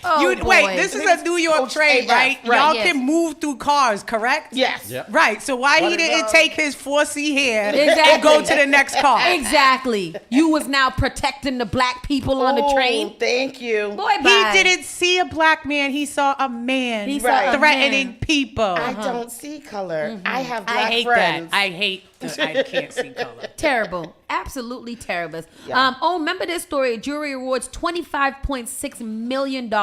Oh, no. What? Wait. Hold on. What you read? Jury awards $25.6 million to Yes. white Starbucks manager Yep. fired after the arrest of two. Yep. Keep reading. No. Yeah. Yes. Yes. To be black in America is to be upset. Child. In her defense. Go tell me what. In her defense. She was the regional manager. Yes, She wasn't even there. She wasn't there. She wasn't even there. Yeah. Oh, and they fired And her? they fired her Okay. basically, as a sacrificial lamb. Yeah. Like, we're making changes. Fire the white lady. Let's fire the white lady. So I get Right. where she's coming from. Yeah. So But they fired her and they shut down every Starbucks in the world for a day for sensitivity training. right, Remember? right. So she was the casualty, Right. basically. So jurors in federal court have awarded, but $25.6 million. Yeah, that's ridiculous. That's ridiculous. She could have got a wasn't cool making that as 700. a regional manager. at They didn't Starbucks. even That's what I'm give. saying. She would have never made that in her lifetime. That's wild. Right. Jurors in federal court have awarded $25.6 million to a former Starbucks regional manager who alleged that she and other white employees were unfairly punished. I don't want to read this anymore. But wait, I did get they it. give the dudes any money? The No. dudes that they falsely arrested, did they get any money? I don't think they ever did. And the other employees that were fired did they get this money too? Or she got all 25.6 million? Yes. That's wild. Because they said she was wrongfully terminated. The company's rationale for suspending the district manager, who was not responsible for the store where the arrest took place, was Right. an So it's allegation kinda like- that black store managers were being paid less than white managers, according to the lawsuit. Phillips said the argument made no sense since district managers had no input on employees. Yeah, this... Starbucks effed up, and instead Starbucks set this up. Starbucks was like, I would rather pay somebody random $25.6 million than to pay these black people who got kicked out the store, because they didn't get nothing, did they? No, they never got anything. And where did they find her from out of all the people? Like, what? Why? Well, when I seen the report this morning, they said that she, like, afterwards when they were trying to do, like you said, sensitivity training, those kinds of things, they said that she was stuck, basically. Oh. Like, she wasn't responding. She wasn't meeting her job requirement. So they fired her. But... Oh, so this is what the black guys got. So the two men also Released from reached a jail? deal with the city of Philadelphia for a symbolic $1 each and a promise from officials to set up $200,000 program for young entrepreneurs. They gave them $1. $1 each. They didn't even give them a gift card to Starbucks. They gave them $1. Yes. Wow. Because they promised to put in $200,000 measly dollars towards young entrepreneurs. But this lady got $25.6 million. All right. Because as black people, we're just supposed to be grateful for whatever we get. We're resilient. Yeah, we're resilient. Yes, and you're supposed to be grateful and thankful for that. I would be grateful and thankful for $25 Those two young million. men didn't have lawyers.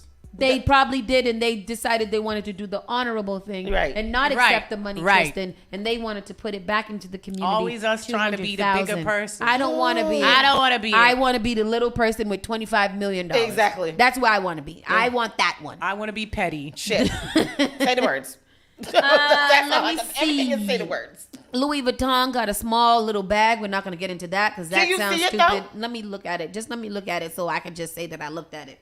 It's no, stop it. No. That's Do you see it? That's not right. It is a green. Nope. And it's monogrammed with the Louis Vuitton symbol. Nope. Comes with a microscope.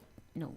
It's a little. And how much does it cost? It's a purse. It's a purse. What? How much does it cost? How much does it cost? Does it say how much it costs? You guys pissing me off because I don't want to read it. The bag cost a whopping. Do you see it under the microscope? How it's Why? adorable. Like, why? What? I'm not looking at it because I don't want to. Smaller than a grain of sea Say salt. hello to dust. And narrow enough to pass through the eye of a needle. They're saying that it is, like it's the side. It's the opposite of the big boots. The big red boots. So and it doesn't have a price. And I know it's stupid. It Whatever is the price stupid. is stupid. Why Yo, I this want is so stupid. this. I want to What find are the you- price. Because the red boots aren't stupid. You guys gotta see this though. Wait, look at the screen. It's thinner than a grain of, tinier than a grain of salt. Look at this. And it can fit through the eye of a needle.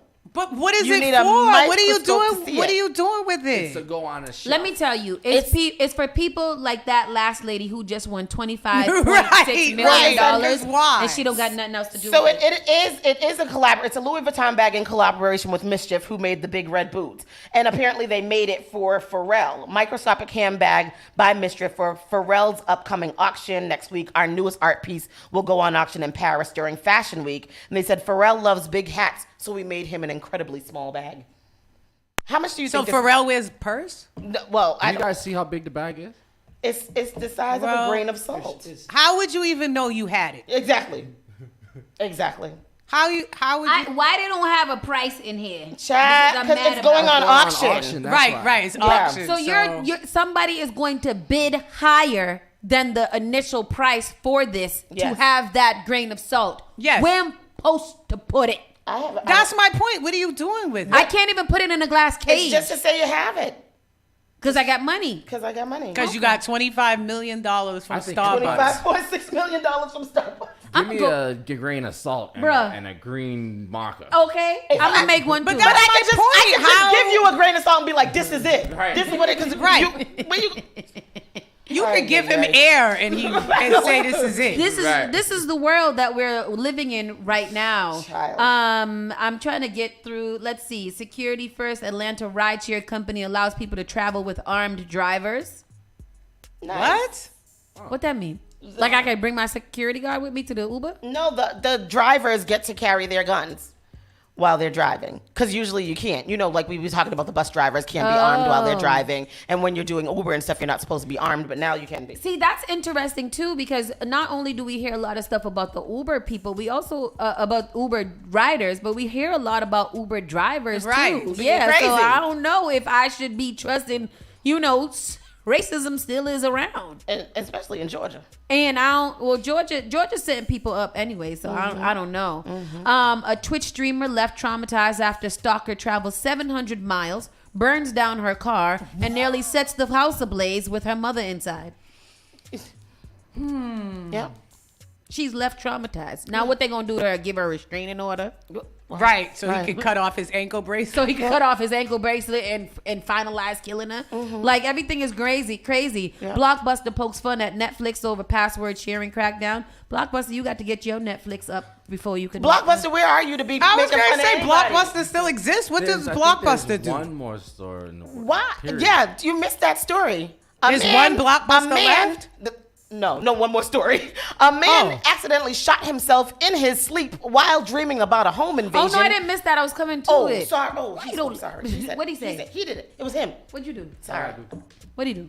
I don't know. We were still talking about Blockbuster. He said, there's one more story. He said that. And then I thought you missed it. Oh no. I was still on the Blockbuster story because is Blockbuster going to try to rival Netflix? Because But what does Blockbuster do? Where is the Blockbuster and why is it? And if before Blockbuster starts throwing shots, if you go on the Blockbuster website, which I have been on this year. But why? Why? Because we read a story about. Were you on MySpace too? Does Blockbuster coming back? But that's what I'm saying. If Blockbuster is gonna come back, Blockbuster gotta come back to literally do the same thing that Netflix is doing. And I don't know if Blockbuster's in a position right now to be throwing shots.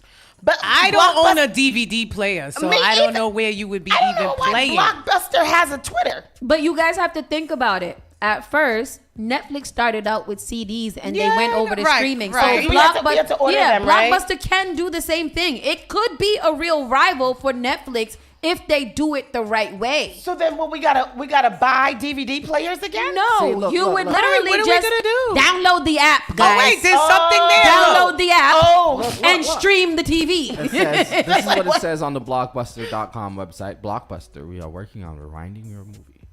Yeah, I mean, Remember that was like a thing, like if you didn't rewind but it. so that's what I'm saying. You can't think about Blockbuster how it is. the old sense. Everybody has to evolutionize. Yeah, so okay, they'll come but back what- as a streaming network. Yeah, but why they didn't do that? Like Exactly. They should have did that. Why are we what? When Blockbuster saw that the way, and I think that's what yeah. that's what their problem was, is that Blockbuster was They were thinking too behind. that They were too behind. Just like how there were a lot of, just like how in the early beginning you had the big internet boom. We had a lot of businesses that were spending money getting ready for the internet. Yeah. But then when the internet first came out, a lot of businesses ended up flopping because the internet just wasn't there yet. So I think this is the same thing. You gotta Blockbuster move wasn't with- ready yeah. for where it was, where everything was going. So now they're gonna probably come back and have a Blockbuster. Yeah, but I feel like it's too late.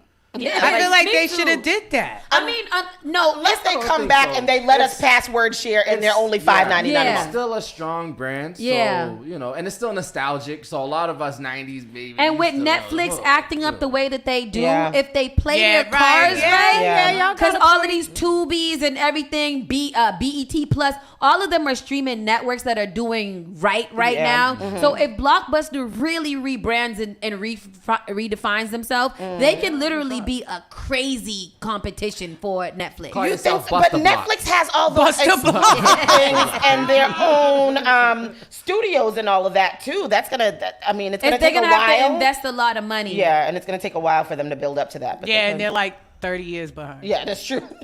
In the story that Tony was just alluding to, a man accidentally shot himself in his sleep while dreaming about a home invasion, and now he's now charged with 2 felonies.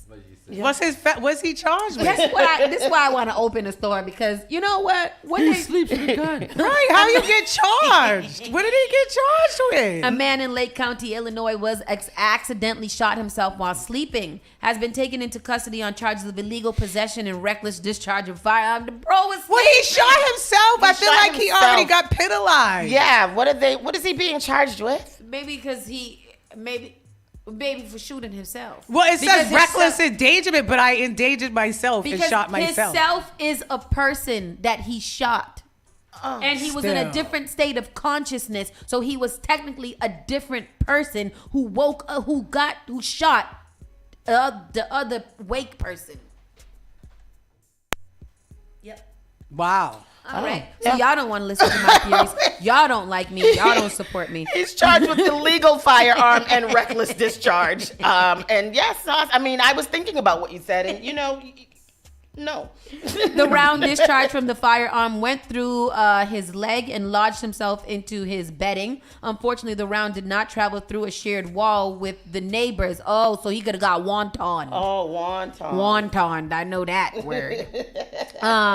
And then have you guys, we'll leave this on this because of the sake of time. Have you guys been seeing what's been going on between Sukihana and YK Osiris? No, so who Sukihana is is YK Osiris? Right, he's just a little rapper boy. Okay.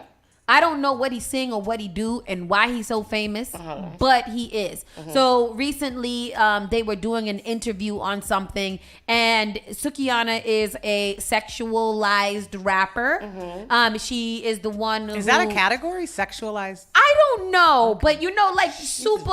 I know what you mean, but super like sexy. Yeah. Sexual. All these girls like that? I'm thinking, but like, she's who a is little it? bit. She's raw. She's raw. She's Like a that one who Glorilla. eating her eye.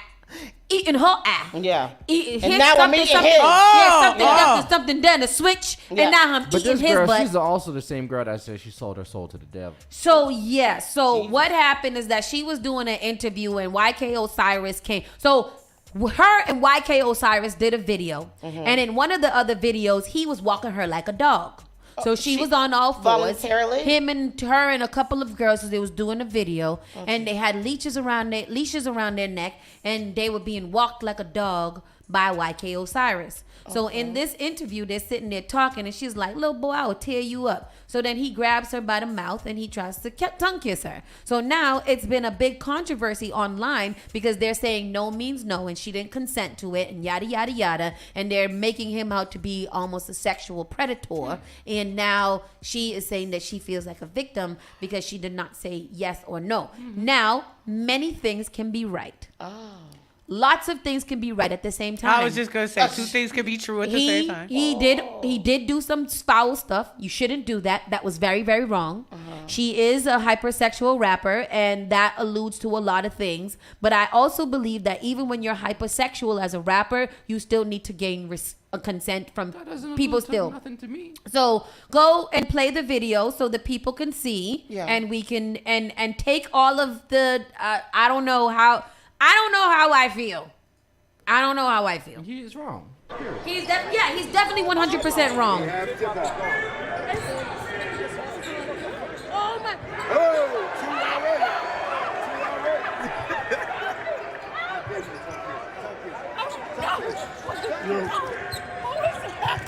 No, he did it again. What is And then he he did it doing? I don't need to see that. She was uncomfortable when he was touching her. Right, Like, right. what are you doing? Yeah. So he has gone on to make an apology statement, So this is the comment section that I'm getting my story revelations through. So the controversy is people saying that because she is a hypersexual rapper and she raps about these things, that she brings that type of energy into her life. People are also saying that he is now pretty much a sexual predator because he violated her rights. Yes, he did. There's nothing that she. Yes, he did. Nothing that she does or what. Right. That's nothing like that saying she does right. that she It can doesn't do matter. that gives him the right to just do that out front. And that is where we're at right now, is that people have to realize that no matter what, like we've been talking about this a lot, you could be naked in the bedroom with someone and y'all could have been like, this is what we're doing. Mm-hmm. As soon as she says stop or the consent is not, what is it called? Enthusiastic consent, is that what it's called? Yes. Then you are liable for anything that happens after that. Yes. You've got to know these things. Yeah. So Meek Mills has come to his aid and said he's a good kid. I'm pretty sure he's a good kid, right? But at the same time, even good kids make very, very bad decisions. And the fact that he did it again. Yeah. You know what I mean? Like you didn't take another big what is it thing. called? But The you body, know what that was? body though? language. You know why he did it again, right? Because Lil the Duval. cameras are rolling. And then Lil Duval, if you listen to that thing, I didn't hear this part until just now. Lil Duval is sitting there encouraging him, tongue kisser, tongue he kisser, says- tongue kisser. And I I don't So think he's that just as bad. I don't think that people even heard that until I didn't never hear it. heard it. I've watched the video a couple times. I never heard that. If he's actually encouraging it, he might actually be. It's a conspiracy. Yeah. What do you call it? Yeah. He's like as a grown man, yeah. and y'all are there, and I don't care what the conversation. The conversation was like, "Little boy, I will tear you up. I will tear you up right now." That's not saying do it right now. And now videos are resurfacing where she was on Candy Burris's podcast, and her co-host was like, I will put my nose in your butt right now and eat it, or something like that. And she was just like, in the bedroom, it's fine to talk like that, but not right now. Yeah. So there's a big misconception of sex workers and people like Sukiana who have a sexual, preference. I'm just saying it that way. She's allowed to set boundaries. She's allowed to set. She's allowed to set boundaries. It and doesn't nobody's matter allowed what she to does. take away She's her allowed boundaries. to set her boundaries. Oh, that So made, I don't that think made me feel that's so wild. uncomfortable. Because Yeah. imagine somebody coming up to you and trying to stick their tongue in your mouth. Right. First of all, who does that? So here's the video again. I think it's just going really, really slow. But I literally heard while I was watching that, that's what kind of pissed me off even more, is that Lil Duval is literally sitting there whispering, talking about tongue kisser. And I don't know why you're encouraging this boy to and do you're that. an adult. Yeah. Yeah. Oh, that's awful. Yeah, so I don't know. People were like, Because Lil Duval even seemed uneasy. Well, Lil Duval was No, he literally wasn't. sitting here. No, he sitting wasn't. here telling them, let's see if we can hear it again. Oh, they took the sound out. Did they? The sound is gone. The clip you just played?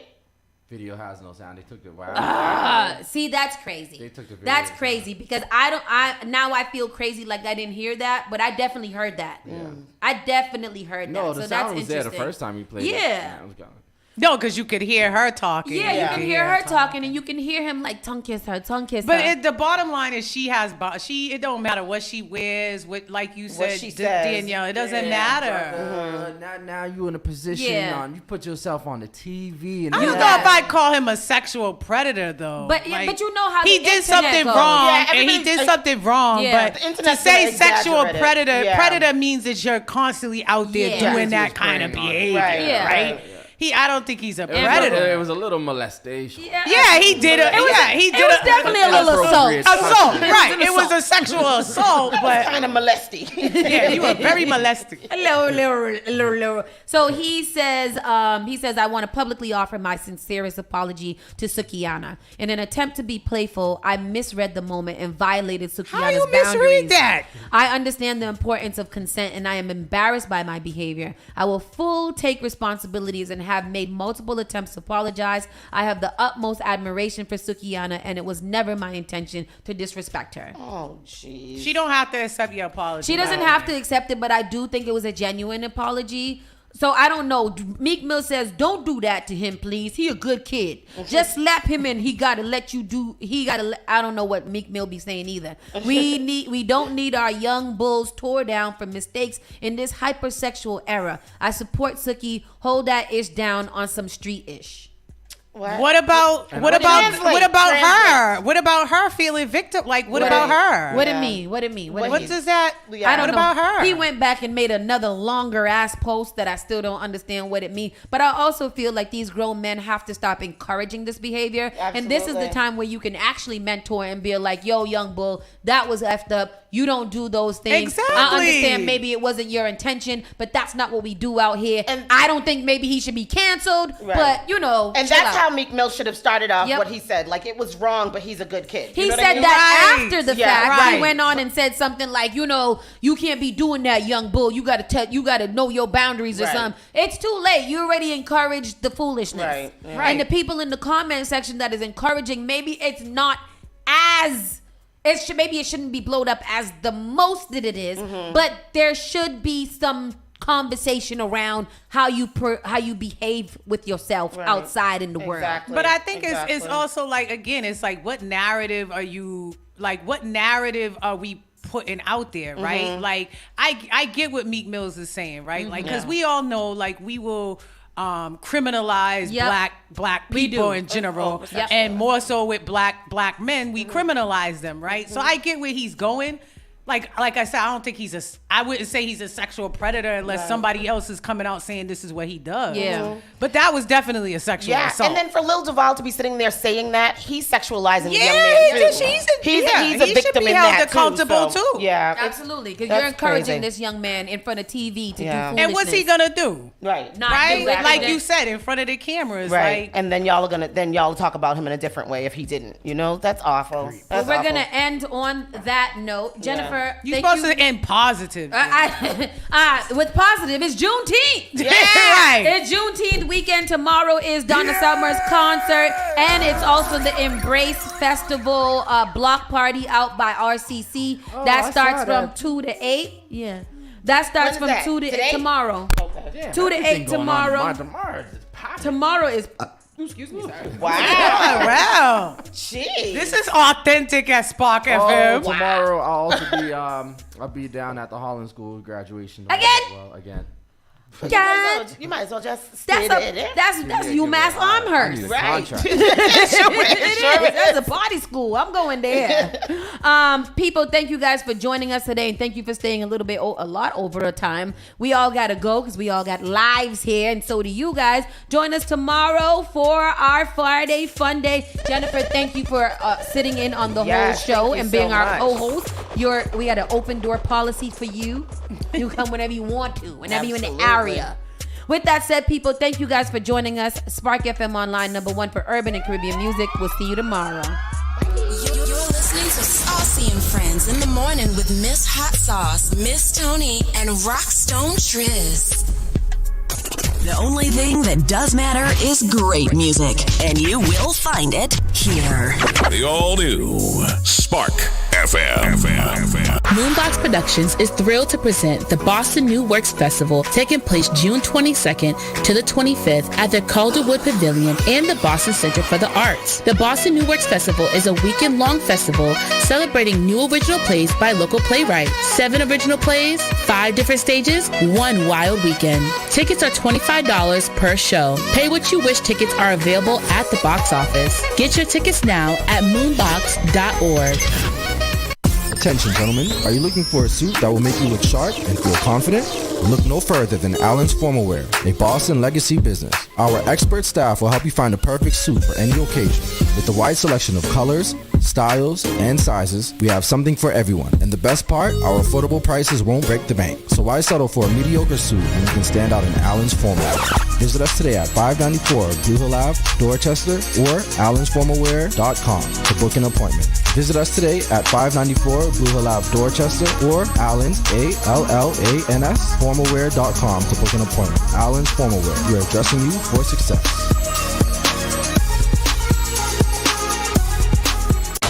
Boston and surrounding communities. Boston